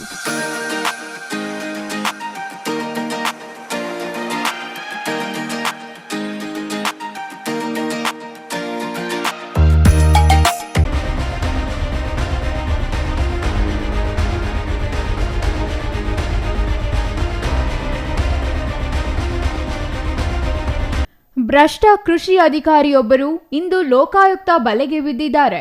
ಗುತ್ತಿಗೆದಾರರಿಗೆ ಬಿಲ್ ಮಂಜೂರು ಮಾಡಲು ₹50 ಅಂದರೆ ಬಿಲ್ ಮೊತ್ತದಲ್ಲಿ ಅರ್ಧದಷ್ಟು ಹಣಕ್ಕೆ ಬೇಡಿಕೆ ಇಟ್ಟಿದ್ದ ಶಂಕರಯ್ಯ ಇಂದು ಹಣ ಪಡೆಯಬೇಕಾದರೆ ಚಿಕ್ಕಬಳ್ಳಾಪುರ ಲೋಕಾಯುಕ್ತ ಡಿವೈಎಸ್ಪಿ ವೀರೇಂದ್ರ ಕುಮಾರ್ ನೇತೃತ್ವದ ತಂಡ ದಾಳಿ ಮಾಡಿ ಬಂಧಿಸುವಲ್ಲಿ ಯಶಸ್ವಿಯಾಗಿದೆ. ದಾಳಿ ವೇಳೆ ಕೃಷಿ ಅಧಿಕಾರಿ ಶಂಕರಯ್ಯ ಅವರ ಬಳಿ ಇದ್ದ 15 ಲಕ್ಷಕ್ಕೂ ಹೆಚ್ಚು ಹಣವನ್ನು ಲೋಕಾಯುಕ್ತ ಅಧಿಕಾರಿಗಳು ವಶಪಡಿಸಿಕೊಂಡಿರುವುದಾಗಿ ಮಾಹಿತಿ ಲಭ್ಯವಾಗಿದೆ.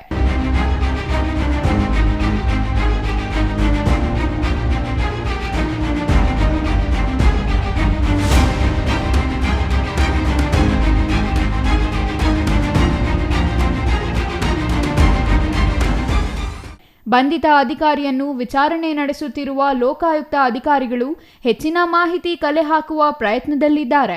News bureau, CTV news, Chikkaballapur.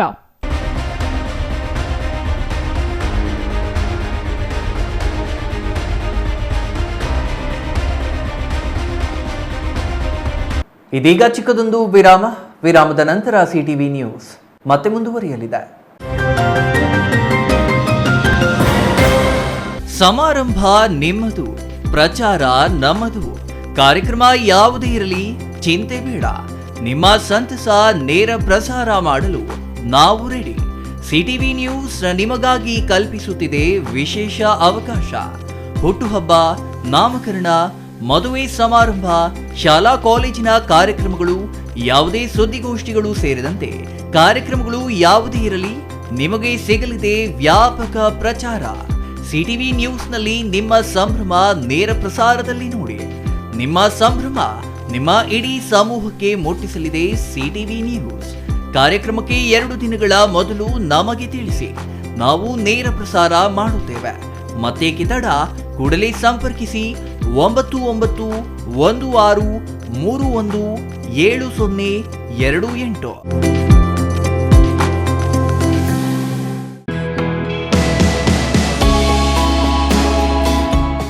Shri ಚಾಮವಿ party hall, 4ನೇ ಮಹಡಿ, ಶ್ರೀ ಚಾಮವಿ ಕಾಂಪ್ಲೆಕ್ಸ್, ಗೆರಿಯಾ ಶೋರೂಮ್ನ ಮೇಲೆ, ನಂಬರ್ 232T, ಬಿಬಿ ರಸ್ತೆ, ಚಿಕ್ಕಬಳ್ಳಾಪುರ.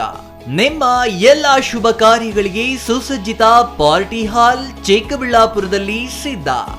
ಹುಟ್ಟುಹಬ್ಬ, ನಾಮಕರಣ, ಕಾರ್ಯಕ್ರಮ ಯಾವುದೇ ಇರಲಿ ನಿಮ್ಮ ನಿರೀಕ್ಷೆಗೆ ತಕ್ಕ ಪಾರ್ಟಿ ಹಾಲ್. ಎಸಿ ಕೇಂದ್ರೀಕೃತ ಪಾರ್ಟಿ ಹಾಲ್, ಪ್ರೊಜೆಕ್ಟರ್ ಮತ್ತು ಪರದೆಯೊಂದಿಗೆ ಸಿದ್ಧವಾಗಿದೆ. ಎಐ ಸ್ಪೀಕರ್ಗಳಿಂದ ಆವೃತ, ಲಿಫ್ಟ್ ಕೂಡ ಲಭ್ಯವಿದೆ. 100 ಕಾರ್ಗಳಿಗೆ ಪಾರ್ಕಿಂಗ್ ವ್ಯವಸ್ಥೆ, ಪವರ್ ಬ್ಯಾಕಪ್ ಜನರೇಟರ್ ಲಭ್ಯ. ಕೂಡಲೇ ಸಂಪರ್ಕಿಸಿ 9731172077.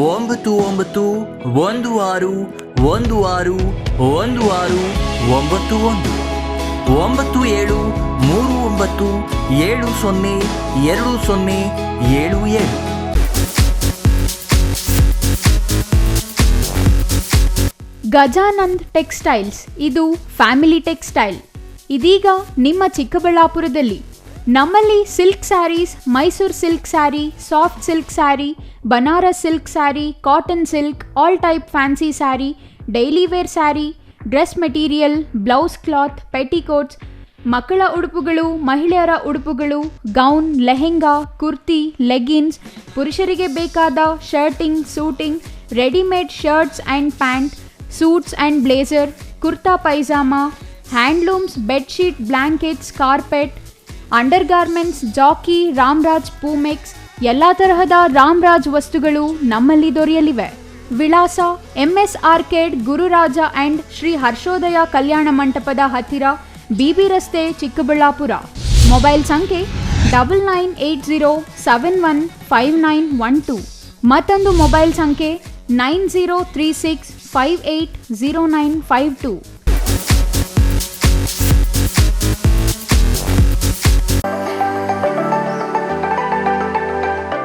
Shri Manjunatha hardware and innovations 22 ವರ್ಷಗಳಿಂದ ಮಾರುಕಟ್ಟೆಯಲ್ಲಿ ಸುದೀರ್ಘ ಪಯಣ ಮತ್ತು ಗ್ರಾಹಕ ಹಾಗೂ ಎಂಜಿನಿಯರಿಂಗ್ಗಳ ನಂಬಿಕೆಯ ಆಯ್ಕೆ. ಅತ್ಯುತ್ತಮ ಗುಣಮಟ್ಟ, ಪ್ರಾಮಾಣಿಕ ಬೆಲೆ. Engineer choices, architect choices, corporates, house owners, carpenter choices, hardware dealers ಹಾಗೂ ಇನ್ನಿತರರಿಗೆ ಹೋಲ್ಸೇಲ್ ದರದಲ್ಲಿ ಸಿಗುವ ಸ್ಥಳವೇ ಶ್ರೀ ಮಂಜುನಾಥ ಹಾರ್ಡ್ವೇರ್ ಮತ್ತು ಇನೋವೇಷನ್ಸ್. ವಿವಿಧ ರೀತಿಯ ವಿನ್ಯಾಸಗಳುಳ್ಳ ಡೆಕೋರೇಟಿವ್, ಪ್ರೊಟೆಕ್ಟಿವ್, ಫಂಕ್ಷನಲ್ ಹಾಗೂ ಉತ್ತಮ ದರದಲ್ಲಿ ಗುಣಮಟ್ಟದ ಹಾರ್ಡ್ವೇರ್ ವಸ್ತುಗಳು ನಮ್ಮಲ್ಲಿ ದೊರಕುತ್ತದೆ. ವಿಳಾಸ ರಿಲಯನ್ಸ್ ಪೆಟ್ರೋಲ್ ಬಂಕ್ ಹತ್ತಿರ, BB ರಸ್ತೆ, ಚಿಕ್ಕಬಳ್ಳಾಪುರ. ಮೊಬೈಲ್ ಸಂಖ್ಯೆ 9739393927. ಮತ್ತೊಂದು ಸಂಖ್ಯೆ 9008680303. ವಿರಾಮದ ನಂತರ CTV ನ್ಯೂಸ್ಗೆ ಮತ್ತೆ ಸ್ವಾಗತ. ಇದೀಗ ಸಂಕ್ಷಿಪ್ತ ಸುದ್ದಿಗಳು. ರಿಯಲ್ ಎಸ್ಟೇಟ್ ಉದ್ಯಮಿಯನ್ನ ಅಟ್ಟಾಡಿಸಿ ಹತ್ಯೆಗೈದ ದುಷ್ಕರ್ಮಿಗಳು ಮಚ್ಚಿನಿಂದ ಕೊಚ್ಚಿ ಕೊಲೆ ಮಾಡಿದ್ದಾರೆ. ಬೀದರ್ನ ಆಲಿಯಾಬಾದ್ ರಿಂಗ್ ರಸ್ತೆಯ SK ಡಾಬಾ ಬಳಿ ಘಟನೆ ನಡೆದಿದ್ದು 49 ವರ್ಷದ ವೈಜಿನಾಥ ದತ್ತಾತ್ರೇಯ ಕೆಲ್ಬಾ ಕೊಲೆಯಾದ ವ್ಯಕ್ತಿಯಾಗಿದ್ದಾರೆ. ಬೀದರ್ ತಾಲೂಕಿನ ಹೊನಕೇರಿ ಗ್ರಾಮದ ನಿವಾಸಿ ವೈಜಿನಾಥನನ್ನ ಕೊಚ್ಚಿ ಕೊಲೆಗೈದ ಇಬ್ಬರು ದುಷ್ಕರ್ಮಿಗಳು ಪರಾರಿಯಾಗಿದ್ದಾರೆ. ಡಾಬಾದಲ್ಲಿ ಕುಳಿತಿದ್ದ ವೇಳೆ ವೈಜಿನಾಥ್ ಮೇಲೆ ಏಕಾಏಕಿ ದಾಳಿ ನಡೆಸಲಾಗಿದೆ. ಜೀವ ಉಳಿಸಿಕೊಳ್ಳಲು ವೈಜಿನಾಥ್ ಓಡಿದ್ದು ದುಷ್ಕರ್ಮಿಗಳು ಅಟ್ಟಾಡಿಸಿ ಕೊಚ್ಚಿ ಕೊಲೆ ಮಾಡಿದ್ದಾರೆ. ಬೀದರ್ ನ್ಯೂಟನ್ ಪೊಲೀಸ್ ಠಾಣೆ ವ್ಯಾಪ್ತಿಯಲ್ಲಿ ಘಟನೆ ನಡೆದಿದ್ದು ಸ್ಥಳಕ್ಕೆ ಬೀದರ್ SP ಪ್ರದೀಪ್ ಗುಂಟಿ ಅಪರಾಧ ತಂಡ ಭೇಟಿ ನೀಡಿ ಪರಿಶೀಲನೆ ನಡೆಸಿದ್ದಾರೆ.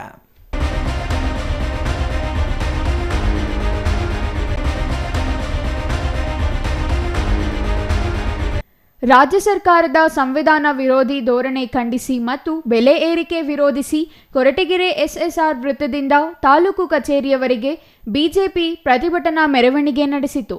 ಭಾರತ ಜಾತ್ಯತೀತ ರಾಷ್ಟ್ರ. ಕರ್ನಾಟಕದಲ್ಲಿ ಮುಸ್ಲಿಂ ಸಮುದಾಯವನ್ನು ಓಲೈಕೆ ಮಾಡಲು ದಲಿತರು ಮತ್ತು ಹಿಂದುಳಿದ ವರ್ಗಕ್ಕೆ ಸಂವಿಧಾನ ನೀಡಿರುವ ಹಕ್ಕನ್ನು ಕಿತ್ತುಕೊಳ್ಳುವ ಪ್ರಯತ್ನ ರಾಜ್ಯ ಸರ್ಕಾರ ಮಾಡುತ್ತಿದೆ ಎಂದು ಬಿಜೆಪಿ ಮಂಡಲ ಅಧ್ಯಕ್ಷ ರುದ್ರೇಶ್ ಆರೋಪಿಸಿದರು. ಬಿಜೆಪಿ ಕಾರ್ಯಕರ್ತರಿಗೆ ಕಿರುಕುಳ ನೀಡಿ ಆತ್ಮಹತ್ಯೆಗೆ ಕಾರಣರಾಗುತ್ತಿದ್ದಾರೆ. ಗೃಹ ಸಚಿವ ಡಾಕ್ಟರ್ ಜಿ ಪರಮೇಶ್ವರ್ ಅವರು ಎಲ್ಲಿದ್ದಾರೆ? ರಾಜ್ಯದಲ್ಲಿ ಆತ್ಮಹತ್ಯೆಗಳು ನಡೆಯುತ್ತಿದೆ ಎಂದು ಆರೋಪಿಸಿದರು. ಹಾಲು, ಆಲ್ಕೋಹಾಲ್ ಸೇರಿದಂತೆ ಬಾಂಡ್ ಪೇಪರ್, ಆಸ್ಪತ್ರೆ ಹೊರ ರೋಗಿಗಳನ್ನು ಬಿಡದೆ ಬಡವರಿಗೆ ಬೆಲೆ ಏರಿಕೆ ಭಾಗ್ಯ ನೀಡಿದ್ದಾರೆ. ಸಿದ್ದರಾಮಯ್ಯ ಕೂಡಲೇ ಮುಖ್ಯಮಂತ್ರಿ ಸ್ಥಾನಕ್ಕೆ ರಾಜೀನಾಮೆ ನೀಡಬೇಕೆಂದು ಆಗ್ರಹಿಸಿದರು.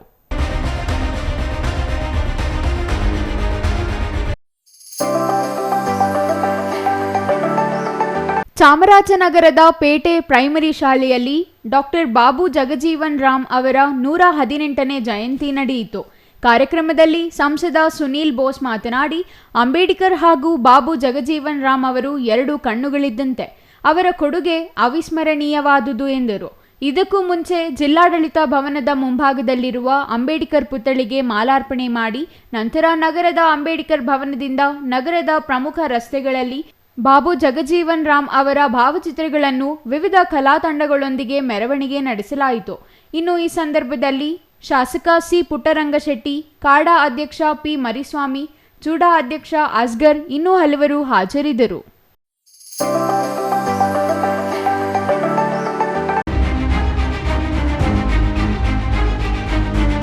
ಕಾಡು ಪ್ರಾಣಿಗಳ ಬೇಟೆಗಾಗಿ ಉಪಯೋಗಿಸುವ ಸಿಡಿಮದ್ದುಗಳು ತಿಂದು ಜಾನುವಾರುಗಳು ಬಲಿಯಾಗುತ್ತಿದ್ದು, ಇದಕ್ಕೆ ಸಂಬಂಧಿಸಿದ ಆರೋಪಿಗಳನ್ನು ವಶಕ್ಕೆ ಪಡೆಯುವಲ್ಲಿ ಪೊಲೀಸರು ಯಶಸ್ವಿಯಾಗಿದ್ದಾರೆ.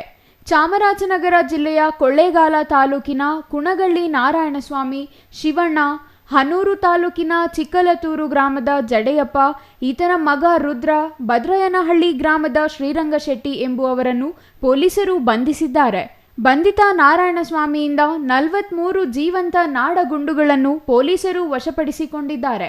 ಕಳೆದ 1 ವಾರದಿಂದ ಹಸುಗಳು ಮೇವು ಮೇಯುವಾಗ ಸಿಡಿಮದ್ದು ಸ್ಫೋಟವಾಗುವ ಶಬ್ದ ಕೇಳಿಬರುತ್ತಿತ್ತು. ಜನರು ಹಾಗೂ ಅಧಿಕಾರಿಗಳ ನಿದ್ದೆಗೆಡಿಸಿದ್ದ ಈ 5 ಮಂದಿ ಆರೋಪಿಗಳನ್ನು ಹನೂರು ತಾಲೂಕಿನ ರಾಮಾಪುರ ಠಾಣೆ ಪೊಲೀಸರು ವಶಕ್ಕೆ ಪಡೆದು ಪ್ರಕರಣ ದಾಖಲಿಸಿಕೊಂಡಿದ್ದಾರೆ.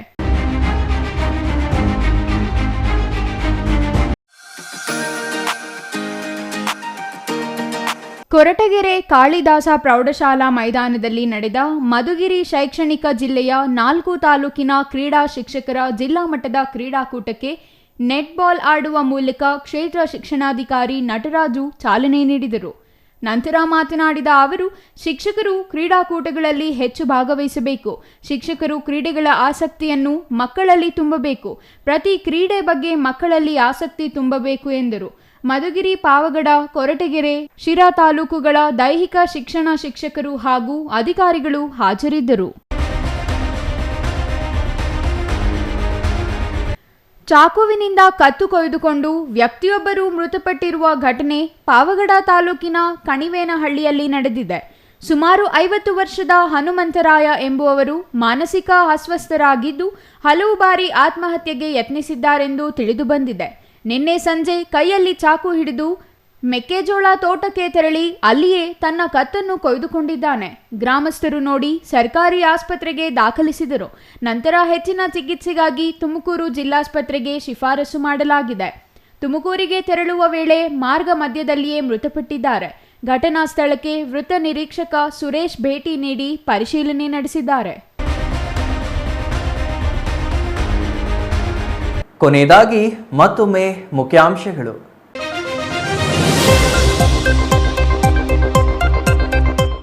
ಗೊಂದಲಮಯವಾದ ನಗರಸಭೆ ಬಜೆಟ್. ನಗರಸಭೆ ವಾಣಿಜ್ಯ ಮಳಿಗೆಗಳ ಹರಾಜು ತಡೆದವರ ಹೆಸರು ಬಜೆಟ್ ಸಭೆಯಲ್ಲಿ ಬಹಿರಂಗ. ನಗರಸಭೆ ಮಳಿಗೆ ಹರಾಜು ಮುಂದೂಡಲು ಹಿರಿಯ ಸದಸ್ಯ ಕಾರಣ ಎಂದ ಸದಸ್ಯರು. ತೀವ್ರ ಗೊಂದಲದ ನಡುವೆ ಚಿಕ್ಕಬಳ್ಳಾಪುರ ನಗರಸಭೆ ಬಜೆಟ್ ಮಂಡನೆ. ಆರೋಪ ಪ್ರತ್ಯಾರೋಪಗಳ ನಡುವೆ ಆಯವ್ಯಯ ಮಂಡನೆ. 2.7 ಕೋಟಿ ಉಳಿತಾಯ ಬಜೆಟ್ ಮಂಡಿಸಿದ ನಗರಸಭೆ ಅಧ್ಯಕ್ಷ ಗಜೇಂದ್ರ. ಜಾನುವಾರು ಸತ್ತರೂ ದಿಕ್ಕಿಲ್ಲ, ಅನುಗ್ರಹ ಯೋಜನೆಗೆ ಹಿಡಿದ ಗ್ರಹಣ. ಗ್ರಾಮೀಣ ಪ್ರದೇಶದಲ್ಲಿ ಕುರಿ ಸತ್ತರೆ ಪರಿಹಾರ ಸಿಗುವ ಬಗ್ಗೆ ಮಾಹಿತಿಯೇ ಇಲ್ಲ. ಮೂಲ ಸೌಕರ್ಯಗಳಿಲ್ಲದೆ ಅನಾಥವಾದ ಪಶು ಚಿಕಿತ್ಸಾಲಯಗಳು. ಒಂದು ಹುಡುಗಿಗಾಗಿ 2 ಯುವಕರ ನಡುವೆ ಹೊಡೆದಾಟ, ಬಡಿದಾಟ. ಹೊಸ ಲವರ್ನಿಂದ ಹಳೆ ಲವರ್ ಮೇಲೆ ರಾಡ್ಗಳಿಂದ ಹಲ್ಲೆ. ಹಳೆಯ ಲವರ್ ಮೇಲೆ ಹಲ್ಲೆ ಮಾಡಿದ ದೃಶ್ಯ ಸಿಸಿಟಿವಿಯಲ್ಲಿ ದಾಖಲು. ಇದಿಷ್ಟು ಈ ಹೊತ್ತಿನ ಸುದ್ದಿ. ನೋಡ್ತಾ ಇರಿ ಸಿಟಿವಿ ನ್ಯೂಸ್, ಇದು ನಿಮ್ಮ ಜೊತೆಗಾರ.